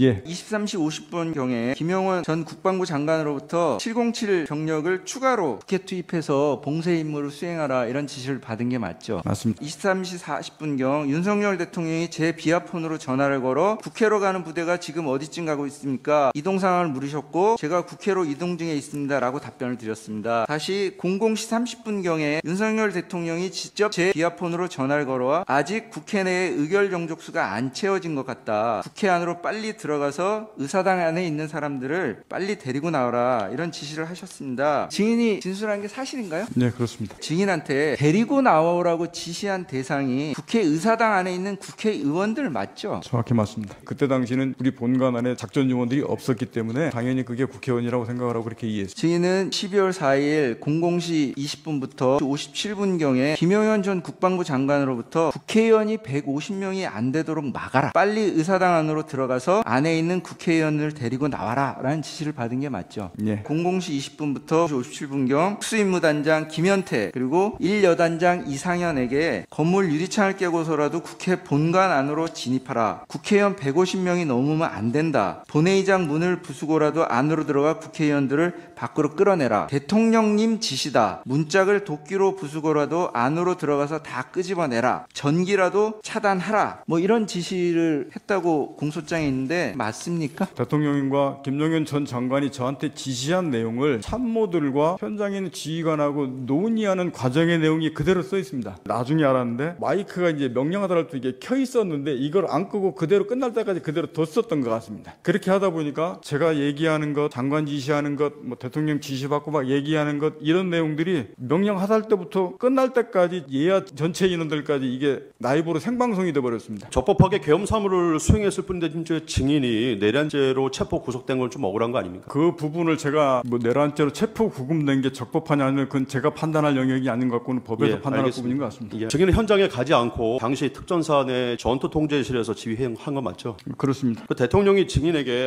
곽사령관은 어디 있습니까? 라고 물었더니 증인이 지통실입니다. 이에 대통령이 그럼 화면으로 보고 있겠네 하면서 대화를 나눈 사실은 있죠. 대통령께서 지휘통제실에 있냐고 저한테 물어봤다고 하셨습니다. 어디 있냐 물어봤더니 본인이 지휘통제실에 있습니다라고 답변을 해서 그럼 대통령께서 그럼 화면 보고 지휘하고 계시는구만요. 그렇게 물어본 적이 있냐고요. 제 기억으로는 대통령이 통화한 건 2번 있습니다. 헬기 이동하는 상황하고 그다음에 국회의원 관련돼서 끌어내라고 말씀하셨던. 예, 그러면 대통령님한테 지휘통제실에 있습니다라고 대답한 거는 언제입니까? 그건 언제 시점 말씀하시는지 잘 모르겠습니다. 예, 그 계엄 당일입니다. 제 기억은 대통령하고 통화한 건 2번 통화했습니다. 예, 그러면은 그렇게 답변한 사실이 없다는 겁니까? 예. 12월 6일 김명주 TV에서는 대통령과 1회 전화 통화했다고 했죠. 이거를 제가 설명을 왜 이렇게 했는지를 잠깐만요. 이어서 잠깐만. 그다음에 증인은 2024년 12월 10일에 유영원 질의에서는 한 번 통화했다고 했다가 같은 날 박범계 의원 질의할 때는 2번 통화했다고 얘기했죠. 증인은 같은 날 국회 국방위 오후에 조국 의원 질의에서는 대통령에게 3번 전화 온 것이 아니냐고 하니까 2번 전화 왔다고 말한 거 맞죠? 맞죠? 말씀하시고서 예. 저한테 답변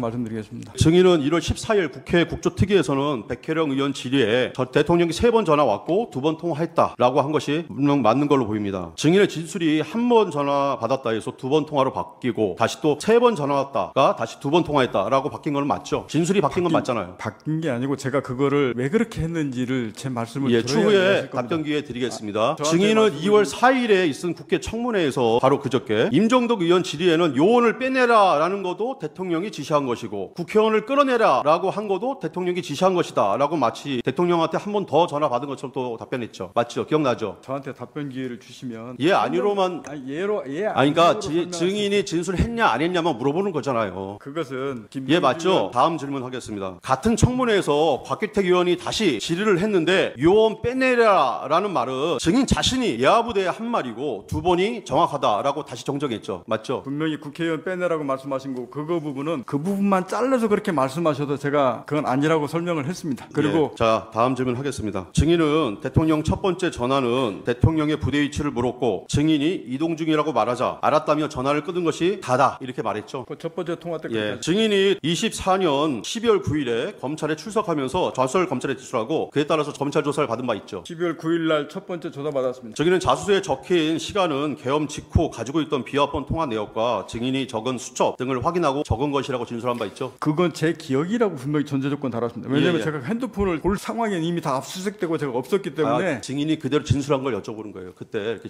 그러니까 거기다 제 기억으로 하는 시간대를 써놓은 겁니다. 예, 알겠습니다. 핸드폰을 보고 거기 있는 시간을 써놓은 게 아닙니다. 예, 수첩을 보고도 썼잖아요. 그죠? 수첩 메모한 거 조그만 메모. 메모나 조금 수첩 거기는 그런 내용이 안 써 있습니다. 예, 여기 시간을 보면 00시 30분경에 대통령한테 전화를 받은 것으로 나옵니다. 맞죠? 제가 자수서에 00시 30분 경으로 써놨습니다. 저기는 그 다음 날인 2024년 12월 10일에 국회 국방에 출석해서 또 대통령한테 전화를 언제 받았냐 그러니까 00시 30분에서 00시 40분 어간이라고 말한 바 있죠. 예, 그 사이라고 말씀드렸습니다. 저기는 2025년 2월 4일 국회에서 열린 청문회 곽규택 의원 질의에서는 대통령을 또 전화 받은 시간은 00시 20분이다라고 진술했습니다. 거기에 공소장에 나와 있기 때문에 그 말씀을 드렸습니다. 아니, 그러니까 뭐가 맞는 거예요? 거기에 아니 30분인지 저한테 답변 기회를 지금 주시겠습니까? 아니 30분인지 20분인지만 얘기해 주세요. 그 시간대가 제 기억으로 해서 그 시간대를 말씀드렸다고 분명히 말씀드렸고 제가 핸드폰에 딱 찍힌 시간을 보고 썼으면 문제가 없을 건데 제가 00시 30분 전 뒤에 거 앞에 거 이 시간 차이가 좀 있기 때문에 제가 경이라고 표현을 썼습니다. 만약에 20분인지 30분인지 약간 부정확하다면 처음에 진술했던 거, 그러니까 계엄이 끝나자마자 가장 일찍 진술했던 12월 9일 날 자수서 내면서 쓴 그 내용이 정확한 거 맞죠? 거기에 최초에 제가 30분 경으로 기억하고 그 정도 전후가 될 것이라고 생각해서 사람이 인원으로 데리고 나와라가 끄집어내라로 그 다음에 12월 9일 검찰에 진술한 내용 중에는 문을 부수고 들어가라는 말은 없는데 뜬금없이 2월 10일부터는 문을 부수고 들어가라가 추가돼요. 12월 10일부터 이렇게 진술이 바뀐 이유가 뭡니까? 김병주 의원 유튜브 제가 대통령 2차 통화를 참아 못한 이유가 있습니다. 그것이 2차 통화 내용이 어떠한 영향력을 미칠 건지 알기 때문에 저는 그래서 그거는 김병주 의원 얘기할 소리가 아니라고 생각했어요. 그래서 제가 국회에 가서 12월 10일 국방위 때 그 말씀을 드린 거고 12월 9일 자수서의 내용을 썼는데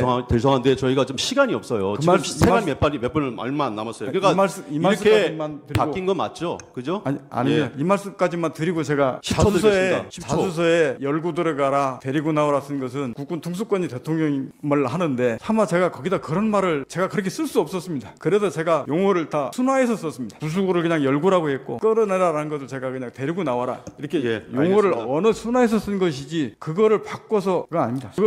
아까 그 소초인 측 질문에 증인은 이렇게 대답했습니다. 이렇게 지시한 것이 그 중에 그 사람이라는 말 그건 확실히 국회의원이 맞다라고 이렇게 자기는 판단을 한다 이렇게 대답을 했죠. 예, 정확히 근데 맞습니다. 이 조서에 보면은 지시로 이해했다. 나는 그렇게 끌어내라는 걸로 내 스스로 이해했다. 이렇게 진술을 했어요. 확실한 건 아니고 자기 스스로 이해했다는 뜻 아닌가요? 왜냐하면 그때 당시에는 국회에 국회의원, 보좌관, 국회 관계자, 그다음에 사람 등 시민 등 수천 명이 들어가 있었어요. 근데 그 중에 사람이라는 용어가 꼭 국회의원을 말하는 건 아니지 않습니까? 아닙니다. 정확합니다. 왜 그랬냐면 그때 당시 기획이 제 머릿속에 있는 게 의결 정족수 관련된 문제 부수고 들어가서 끊어내는 부분들이 명확하게 국회의원이라고 저는 그렇게 이해를 하고 그렇게 알았습니다. 예, 아까 방금 전에 말씀하시기를 대통령님에 대한 체면 아니면은 뭐 예의 때문에 검찰 조사에서는 과격한 용어를 사용하지 못했다는데 국방위에서는 왜 과격한 용어를 사용하셨습니까? 거기는 다 방송으로 나가는 건데. 제가 도저히 그 다음부터 제 언어를 순화하기 시작해서 그 말을 정확하게 안 쓰면 방금 말씀하신 대로 또 왜곡하고 또 말 틀렸네 걔도 이설할까 봐 그때부터는 이렇게 된 거 정말로 진실되게 가야 된다고 해서 그대로 솔직하게 다 얘기했습니다. 당시 증인은 707 단장이랑 논의하면서 공포탄 문제, 그다음에 테이저건 사용, 내부 전기 끊어야 된다 이런 내용들을 707 단장이랑 상의했다는 거 맞죠? 시간의 차이는 있지만 분명히 707 특임단장이 현장을 제일 많이 알기 때문에 거기랑 통화해서 그게 가능하냐 할 수 있냐라는 이런 부분들을 논의했고 분명히 그 부분이 707 특임단장도 안 됩니다. 사람이 많아서 위험합니다. 못 들어갑니다. 라고 저한테 의견을 줬고 그렇기 때문에 저는 현장 지휘관에 대한 최대한 존중하고 대통령이 이렇게 지시를 했는데 증인은 늘상 얘기하듯이 그게 지시가 부당한 지시여서 나는 받아들이지 않았다 이렇게 얘기했죠. 그 상황은 아니로 좀 해주세요 좀. 맞잖아요. 그 물어본 거잖아요 지금. 예 맞죠? 그 상황을 제가 따를 수 없다고 판단했습니다. 예. 그렇다면 통상의 군인이라면 대통령님 상황에 이러이러하니까 대통령의 지시 이행은 할 수가 없습니다라고 회신하는 게 일반적인 군인의 태도이고 입장 아닙니까? 이거는 가장 기본적으로 상식이고 한데 왜 그렇게 대답을 하지 않고 그냥 묵살해버렸냐. 그걸 묵살이라고 생각하지 않습니다. 그때 당시에 워낙 상황이 급하고 이게 급하게 막 돌아가고 현장 지휘관들과 통화하고 이걸 멈추고 막 해야 되는 상황들이 있었기 때문에 저는 현장에 집중해서 그 멈추고 조치하기에 바빴어요. 그걸 묵살했다고 하시는 그 말씀엔 제가 동의할 수 없습니다. 그러면 707 단장이랑 실제 그런 논의를 했는지 제가 한번 알아보겠습니다. 방금 직전에 707 단장이 증언을 하고 왔어요. 증인이라면 그 시간대는 그런 논의를 한 적이 없대요. 다만 대통령 지시를 받았을 때가 아니라 국회 정문 앞에 사람이 너무 많아서 707 단장이 증인에게 건의를 한번 해봤고 증인은 그러면은 계엄사령관한테 한번 논의를 해보자 라는 취지에서 그때 그런 논의가 있었다. 그리고 증인의 조서에도 나와요. 20분에 이런 논의가 있었다. 그러면은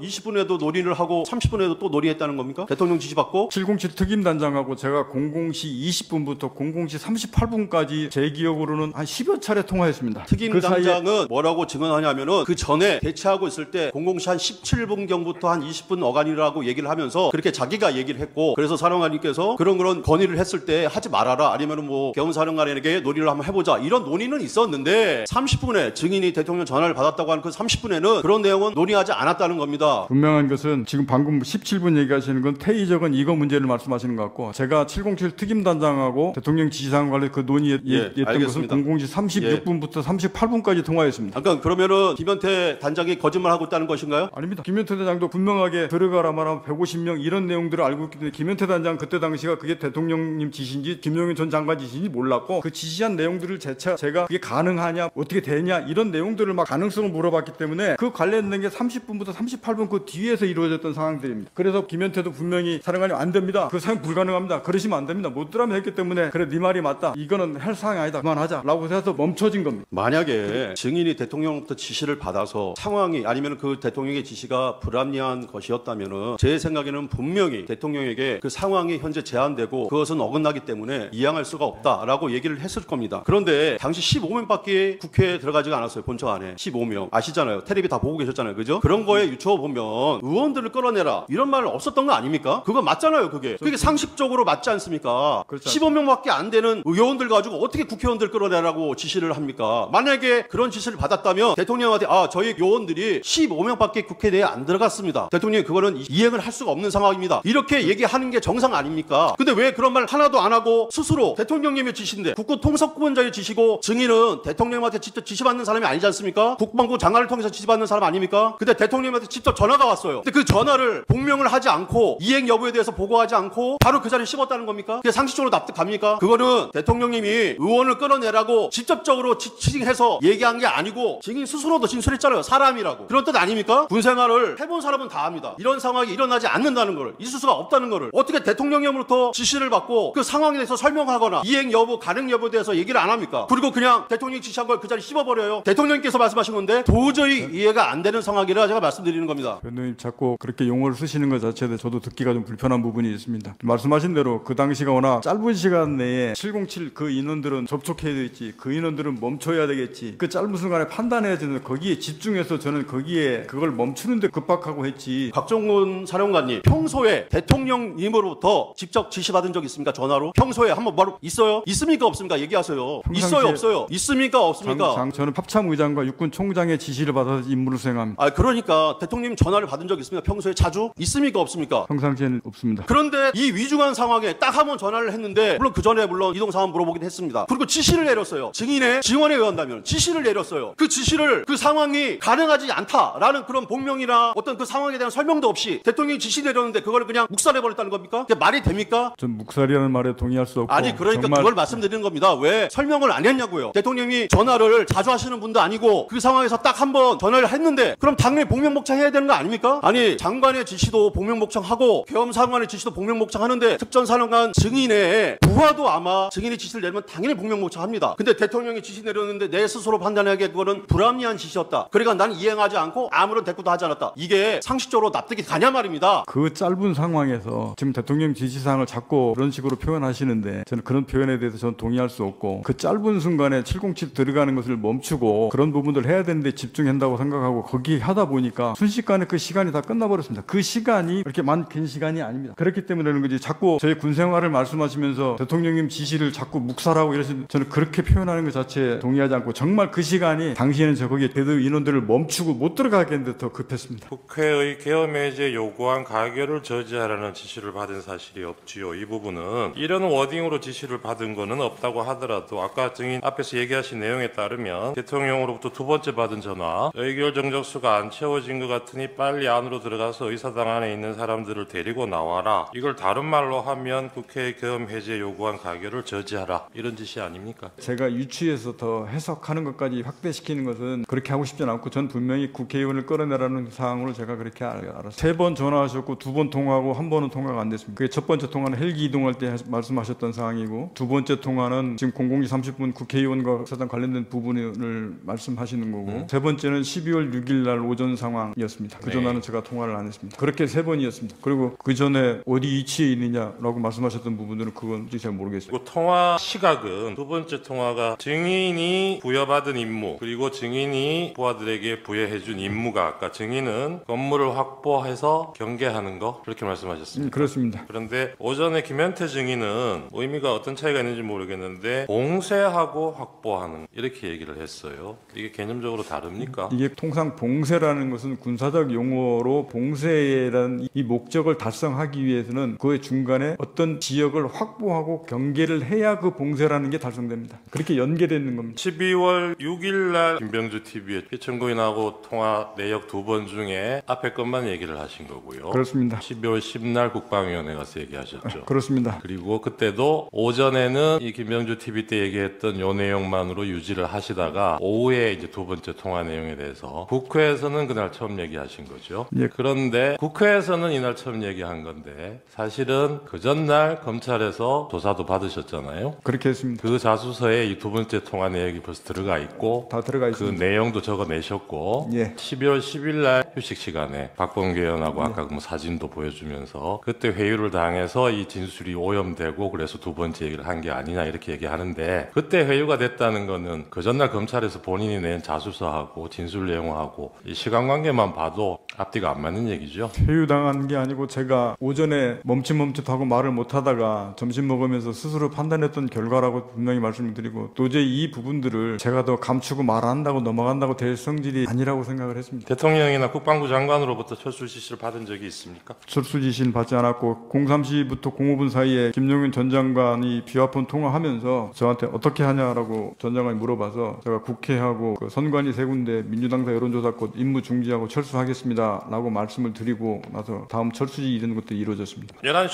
50분에 김용현 장관이 707 책임단 병력 추가 출동을 지시를 하잖아요. 예. 그때 추가 지시를 한 거는 앞에 가 있던 그 김현태 대령이 지휘하는 그 인원만 가지고는 이렇게 국회 통제가 안 되고 확보가 안 되니까 부족하다고 보여서 추가 출동 지시를 한 거죠. 네, 전 그렇게 이해했습니다. 그런데 이 사람들이 지금 이게 요원을 빼내라고 한 거다라고 얘기한 시점이 00시 20분이에요. 30분 뒤입니다. 그 작전 요원들이 분명히 그 시점에는 본관에 들어가 인원이 없었습니다. 김현태가 유리창 깨고 들어간 게 00시 34분, 증인하고 통화한 게 36분. 36분 그때 통화했습니다. 그러니까 00시 20분 보어간에는 안에서 빼낼 요원이라는 사람이 안에 있지가 않은 상황이에요. 그때 당시에는 본관에 인원이 없었습니다. 증인은 김영은 장관으로부터 미리 12월 1일 날 어디 출동해야 된다는 얘기는 들으신 상태 아닙니까? 그렇습니다. 그러면 이 장관이나 대통령이 이때 계엄을 해서 국회, 선관위, 여론조사기관 이런 데를 군인들을 보내가지고 뭘 하려고 했다고 생각하십니까? 그 당시에 어떻게 생각하셨는지. 시설 확보 및 경계하라고 얘기를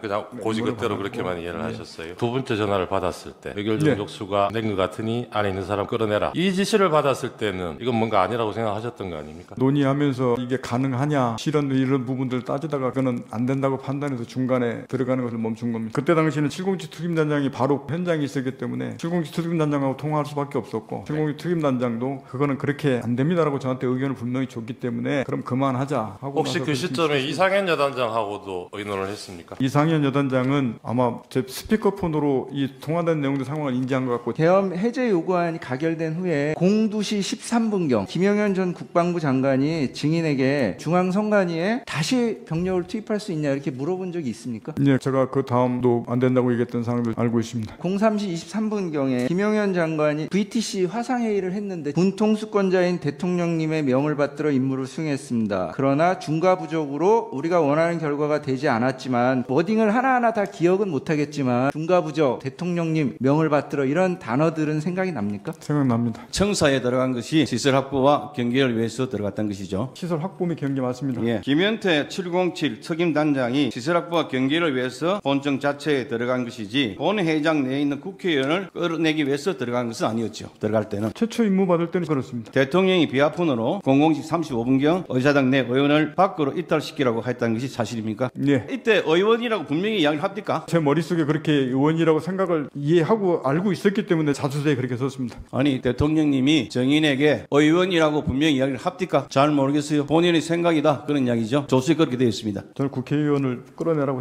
이해했습니다. 당초에 국회로의 병력 출동은 국회의사당 시설 확보 및 질서 유지였는데 어떻게 해서 갑자기 이런 지시가 있게 된 겁니까? 질서 유지 뭐 이런 부분들을 저는 그때 당시 계획하거나 비상계엄 실시 중에는 질서 유지라는 말을 들어본 기억이 없습니다. 정의는 대통령과 장관의 지시에 대해서 뭐라고 답을 했습니까? 그때 그냥 거의 단순하게 알겠습니다 정도로 끝났던 것 같습니다. 국회 본 회의장에 국회의원이 190명이 있었는데 이들 국회의원들을 끌어내려면 그 보좌진 등이 거센 저항을 할 것인데 당시 국회 특전사 병력 한 15명 되는 건데요. 이 사람들로 하여금 190명 그리고 보좌관들 끌어낸다는 것이 물리적으로 가능합니까? 어떻습니까? 그때 당시에 몇 명이 있고 어떻게 들어가고 해서 이게 가능합니까? 가능하지 않습니까? 극단적으로 말씀드리면 707 인원들이 저는 정말로 지금도 감사하게 그 인원들이 정말로 절제하고 참고 하고 나온 겁니다. 알겠습니다. 그 정도 이야기했습니다. 계엄 해제 요구 결의하는 국회의원들을 끌어낸다는 것은 위법한 것으로 그 죄가 아주 중하지요. 그런데 병력 숫자를 보나 국회의원들을 끌어낸다는 것이 불가능한 상황이었는데 대통령이나 장관이 그런 불가능한 일을 시키지 않았을 것이고 시켰다 하더라도 정의는 불가능함으로 할 수 없다고 말해야 하는 거 아닙니까? 그렇게 말 안 했습니까? 인원수 문제도 지금 결과론적으로 15명이라고 확인하고 계신데 김용현 장관이 280명 문제를 얘기했고 그때 당시 상황은 15명이 들어가 있었는지 280명이 들어가 있었는지 누가 압니까? 정의는 몰랐다. 예, 넘어가겠습니다. 만에 하나 끌어낸다고 하더라도 이들을 다른 곳으로 이동시키고 분리시켜야 하는데 당시에 버스든 그런 물적 장비가 있었습니까? 저는 그런 임무 자체를 생각을 안 하고 들어갔기 때문에 못했다. 그런 알겠습니다. 장비에 대한 준비 이런 자체가 없었습니다. 그걸 봤을 때 추가적으로 받았기 때문에 지금 그 상황이 생긴 겁니다. 만일에 대통령께서 국회의원들이 계엄 해제 요구 결의를 의결을 못하도록 막을 생각이었다면 처음부터 못 들어가게 통제를 하는 것이 맞지 않겠습니까? 그런데 190명이 다 국회 본 회의장에 다 들어가게 해놓고 그 뒤에 끌어낸다는 것이 말이 되지 않잖아요. 어떻습니까? 이 부분. 결과론적으로 부분들을 제가 지금 평가하고 싶지는 않고 공안시 02분경에 비상계엄 해제 요구 결의안이 가결이 되었습니다. 대통령은 00시 30분경에 장관은 00시 35분경에 정인에게 국회의원들을 밖으로 이탈시키라고 지시하였다면 한 30분 정도 시간이 있습니다. 계엄 해제 요구 결의안이 가결될 때까지. 그렇다면 이 30분 동안에 대통령이나 정인은 쉴 새 없이 정인한테 전화해가지고 국회의원들을 끌어내려고 지시하는 사항들이 제대로 이행되는지 문제는 없는지 등을 계속적으로 물어보고 추가적인 사항을 지시하면 너무나 당연한데 그런 사실이 있습니까? 없습니다. 없죠. 예. 정의는 대통령과 직속 상관인 장관의 지시를 이행하지 않았다는 것인데 계엄 해제 결의 후에 대통령과 장관이 정인에게 전하여 정인을 질책하는 등의 그런 말을 한 번 있습니까? 질책하거나 그러지 않았습니다. 저희는 인원, 요원, 사람 뭐 여러 가지 혼동된 용어를 본인 스스로 사용을 했습니다. 근데 분명히 대통령님으로부터 국회의원을 끌어내라는 명시적인 단어를 들었습니까? 그건 못 들었죠. 그렇기 때문에 증인이 받은 조서에 보면 그렇게 이해했다 이런 표현을 쓰고 있어요. 그러니까 그 단어를 못 들은 건 맞죠. 그리고 대통령과 통화한 시간이 00시 30분인데 00시 36분에 증인과 통화한 김현태 단장은 증인으로부터 그런 지시를 받은 적이 없다고 얘기를 하고 있습니다. 그걸로 보면 증인은 대통령으로부터 그런 지시를 받은 것이 없는 것으로 보이고 또한 김현태 전 앞선 증인원에서 뭐라고 했냐면 소화기 공격을 받은 직후 150명이 넘으면 안 됐는데 들어갈 수 없겠나 장관이 이렇게 혼잣말을 하는 걸 드러냈지. 곽종근 사령관이 아니요 이거 대통령 국방장관이 하신 말입니다. 사령관이 그렇게 하는 얘기를 들었다는 겁니다. 김현태 단장이. 그래서 국회의원이라는 말은 포함되지 않았다고 하는데 김현태 단장이 거짓말할 이유는 없잖아요. 분명히 김현태 단장하고 제가 국회의원 150명 끌어내고 이런 부분들을 논의하는 과정에 김현태도 안 된다 그렇기 때문에 분명히 저는 김현태 단장과 그런 논의를 했었고 그런 얘기를 논의한 사실이 있었습니다. 좀 더 사실관 이해가 맞는 것은 김현태 단장은 최적으로 진술을 하고 있고 증인은 여러 가지 진술이 번복되는 과정에서 이해했다고 하거나 다른 말을 하고 있어요. 그러니까 오히려 김현태 단장은 아무런 동기 없이 진술하기 때문에 더 정확하다고 보이기 때문에 묻는 말입니다. 제 말이 마이크로 전 여단부터 거긴 지통이 이미 다 전파가 돼버려서 그들이 계속 묻겠습니다. 아까 15명이 들어갔는지 장관은 280명 얘기를 들었기 때문에 그 상황을 모른다고 했습니다. 근데 증인은 그 당시에 작전 통제실에서 지휘를 하고 있었죠. 화면을 보면서. 예. 그런데 현장 상황을 전혀 파악을 못하고 있었습니까? 아니, 제가 파악을 못했다고 말씀을 드리는 게 아니고 15명이 들어갔는지 280명이 다 들어갔는지 모른다고 분명히 얘기를 하셨어요. 근데 아니, 그 얘기를 김현태 단장 얘기는 증인에게 계속 현장 상황을 보고 한 것으로 돼 있습니다. 그때 당시에 김용현 장관이 280명 들어갔다고 말씀을 하셨지 않습니까? 그러고 나서 대통령이 15명 얘기했지 않습니까? 그때 당시는 15명인지 280명인지 이후에 판단하는 그러면 사람. 증인은 작전통제에서 지휘를 하고 있는 게 아니네요. 사령관이 지휘를 하려면 현장 상황을 정확하게 파악하고 지휘를 해야죠. 보고 있었습니다. 본관에 15명밖에 못 들어간 것도 지금 모르고 있다고 그랬잖아요, 아까. 그건 사령관으로서 자격이 없는 거죠. 지휘가 안 되는 거잖아요. 요원들이 뭘 하고 있는지 사령관이 현장에 안 갔으면 화면을 보더라도 정확히 상황을 파악하고 지시를 해야 되는 거 아닙니까? 저는 그리고 그때 아까 증인에 대한 공소장에 보면 증인은 김현태 이상현에게 건물 유리창을 깨고서라도 국회 본관으로 집하라. 150명이 넘으면 안 된다. 본의장 문을 부수고서라도 안으로 들어가 국회의원들을 밖으로 끌어내라. 대통령님 지시다. 문짝을 도끼로 부수고서라도 안으로 들어가서 다 끄집어내라. 전기라도 차단하라. 이렇게 지시를 했다고 공소장에 있는 부분에 대해서 논의하는 과정이고 정확하지 않다고 했습니다. 증인은 이런 지시를 내렸습니까? 안 내렸습니까? 지시 안 내렸습니다. 그 지시를 하지 말라고 공소장에 이게 겁니다. 공소장에 지시를 내렸다고 돼 있을까요? 그리고 제가 그 지시를 내렸다고 말입니까? 공소장에 그렇게 돼 있습니다. 그 논의를 했다고 하는데 유리창을 깨고서라도 국회 본관으로 진입하라고 말한 사람이 누굽니까? 김현태 단장이 정문으로 도저히 못 들어가겠습니다. 돌아가겠습니다. 그래 알았다면 돌아가라. 라고까지가 제 워딩이었습니다. 이 부분은 증인이 누구로부터 지시를 받아서 한 워딩이 아니고 증인과 김현태 단장과 논의된 얘기인 거죠? 못 들어갑니다. 그래서 돌아 들어가라. 라고 제가 승인을 했고 계속- 그 뒤에 유리창 깨지는 모습 그때 TV 보고 봤습니다. 그러니까 이게 누구한테 지시받은 게 아니고 증인이 지시한 내용이네요. 김현태 단장하고 통화하면서 그러니까 국회의원 150명이 넘으면 안 된다. 본회장 문을 부수고서라도 안으로 들어가 국회의원들을 밖으로 끌어내라. 이거 누구 지시입니까? 누구로부터 이런 지시 받았습니까? 김용민 전 장관이 저한테 지시하면서 그런 내용 나왔던 본회장을 거거든요. 문을 부수고서라도 안으로 들어가 국회의원을 밖으로 끌어내라. 이게 김용현 장관 지시입니까? 아닙니다. 그건 앞에 대통령이 워딩에 세 마디 속에 들어가 있고 상황이 마이크로 전파된 걸 묻는 게 아니라 워딩을 묻는 겁니다. 문짝을 도끼로 다 끄집어내라. 전기라도 차단하라. 이런 말을 누구로부터 들었습니까? 문을 부수고서라도 들어가라는 말을 누구한테 들었습니까? 대통령이 말씀하신 겁니다. 대통령이 말씀하셨다고요? 예, 그 말을 계속 의원이라고 말씀드렸습니다. 명확히 했습니까? 인원이라고 했습니까? 인원을 끄집어내라고 제가 국방에서 그거를 이제 의원으로 본인이 인식한 거죠. 그다음에 전기를 차단하라는 말은 누가 했습니까? 전기 차단하는 것은 제가 얘기했습니다. 다른 사람부터 지시받은 건 없는 그거는 거죠. 김용인 전 장관이나 대통령이 얘기하신 게 아니고 그 상황에서 그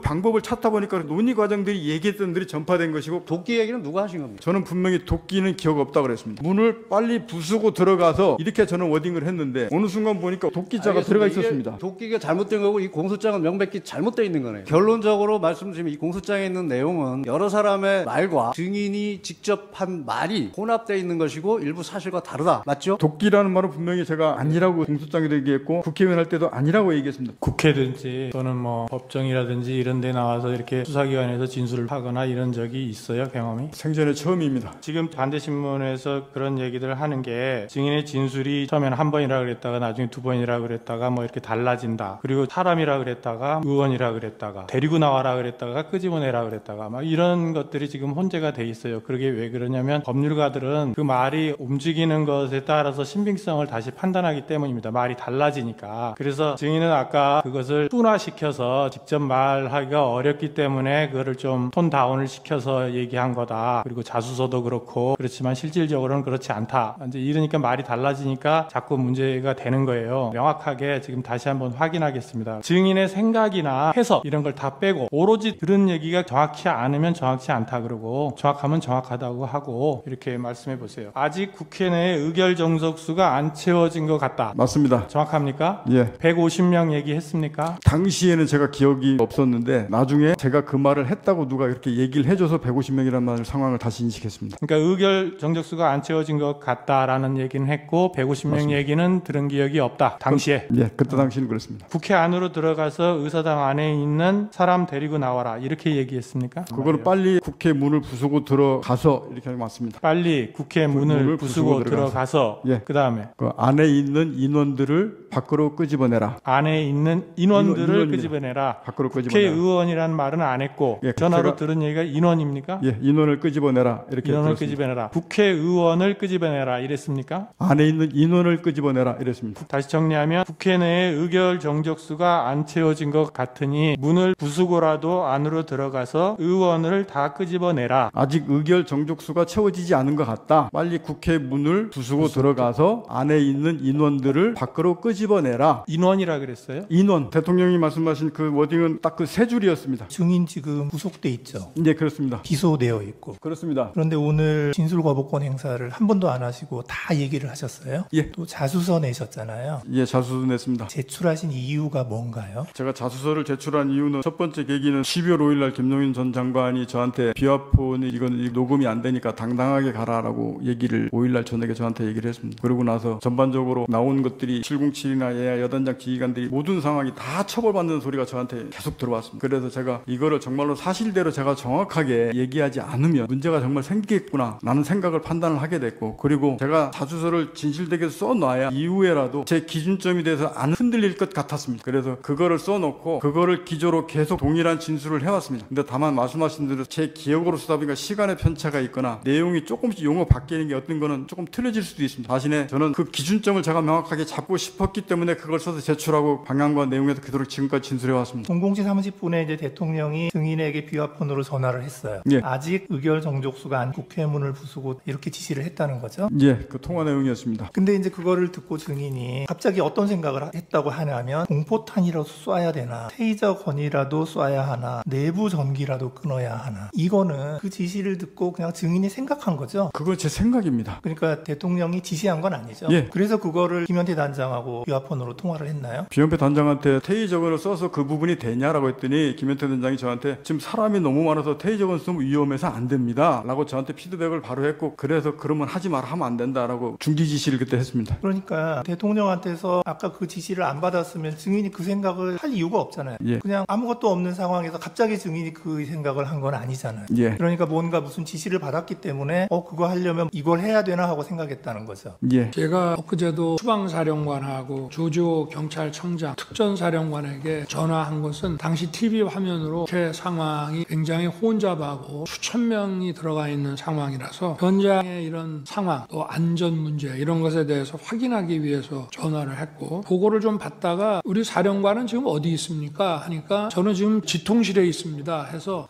그러면 화상으로 보는 거군요 하고 수고하라고 저는 전화를 바로 끊었습니다. 그런데 오늘 얘기 중에 의원 끌어내라서 의원이라는 거는 자기가 의원으로 이해했다는 것이지, 제가 그 의원이라는 단어는 쓰지 않았다는 것이고, 또 그게 아니라 인원이라고 얘기했다고 하는데 저는 그냥 사람이라는 이런 표현을 놔두고 또 의원이면 의원이지 인원이라는 말을 저는 써본 적이 없습니다. 그 말씀을 드리고요. 또 하나는 우리가 이제 공직자로서 군인이나 조직 생활을 하는 사람으로서 상급자가 어떠한 지시를 했는데 그 지시가 자기가 보기에 위법하고 부당하기도 한 면이 있고, 또 하나는 현실적으로 그걸 이행하는 것이 현실적으로 불가능한 상황도 있습니다. 그럴 때 상급자가 그거를 이행하라고 지시를 했을 때는 먼저 이게 부당하다 이런 얘기를 하기보다는 현실적으로 여건이 이래서 하기가 좀 어렵습니다 이렇게 얘기하는 게 기본입니다. 그런데 당시 상황에는 아까 김현태 단장의 진술도 저도 뭐 여기 와서 처음 들어봤습니다. 조서를 본 것도 아니고. 그런데 당시에 국회 본관을 거점으로 확보해서 불필요한 인원을 통제한다는 목적으로 들어갔는데 이제 소화기 분사를 받고 저쪽 북측 문 쪽으로 이제 밀려납니다. 그런데 사령관이 다시 들어갈 수 없냐라고 할 때 그 들어간다는 뜻은 그 아마 가운데 있는 홀, 로텐더 홀이든지 뭐 이런 쪽을 말하는 것이 아닌가 이제 싶은데요. 그런데 어쨌든 그 상황에서 김현태 단장과의 그 소통을 통해서 그 안에는 약 15명, 20명이 안 되는 인원이 들어갔고 밖에도 혼잡할 뿐 아니라 그 7층 건물 안에도 굉장히 많은 인원이 있다는 것을 잘 알고 있습니다. 그런데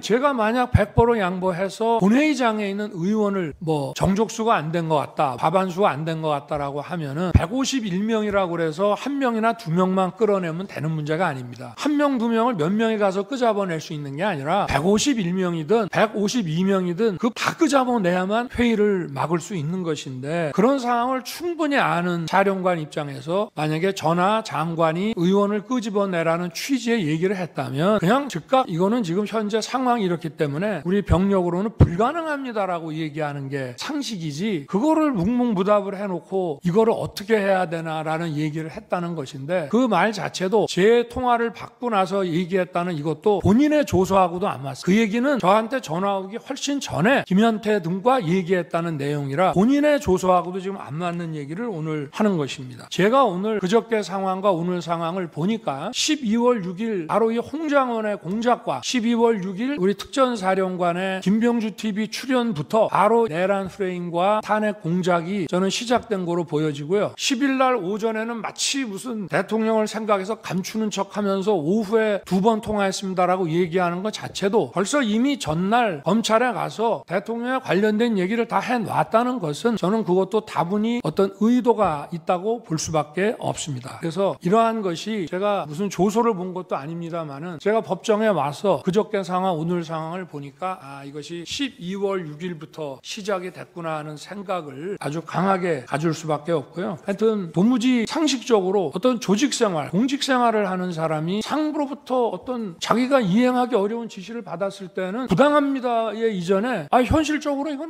불가능합니다. 이 얘기를 먼저 한마디 하면 대통령님 지금 또는 장관님 지금 국회에 우리 요원이 15명 정도 또는 20명 안 되는 인원밖에 없고 그리고 우리 전부 비무장 상태고 소화기 분사를 받고 시민들과 불필요한 이런 충돌을 안 하기 위해서 지금 피하고 있습니다. 이 상황에서 지금 명령을 이행하기가 저희가 어렵습니다라고 그 말 한마디 안 하고 했다는 것은 그리고 그런 아까도 변호인이 지적을 했습니다마는 그런 것을 강력하게 만약에 지시를 했다면은 투표가 끝날 때까지 한두 차례라도 전하 장관이 어떻게 된 거냐라고 확인하는 것이 상례인데 도무지 상식에 안 맞는 뜬금없이 의원을 끄집어냈다. 의원은 제가 의원으로 이해했습니다라면서 의원을 끄집어내라는 얘기만 나왔다는 것이 또 의원을 끄집어내라고 할 것 같으면은 상의를 좀 해야 됩니다. 거기 상황이 어떤가? 그러고 지금 예를 들면 지금 여차여차한 이유가 있어서 이렇게 빨리 해제 요구안이 가결되면 우리는 이 가결된 거를 수용해서 바로 해제할 수밖에 없는데 계엄이 몇 시간이라도 좀 더 유지돼야 될 이유가 있다. 필요가 있다. 그러니 어떻게든 좀 막아볼 수 없냐? 저 방법이 있겠냐라고 상의를 하고 좀 어떻게 해봐라. 이렇게 말하는 것이 상식이지 다짜고짜 전화해서 의결정족수 안 되게 막아라. 끄집어내라. 이런 지시를 어떤 공직사회에서 상하간에 이것이 가능한 얘기인지 저는 우리 재판관님들께서 상식선에서 이 문제를 좀 들여다봐 주시기를 바라는 마음입니다.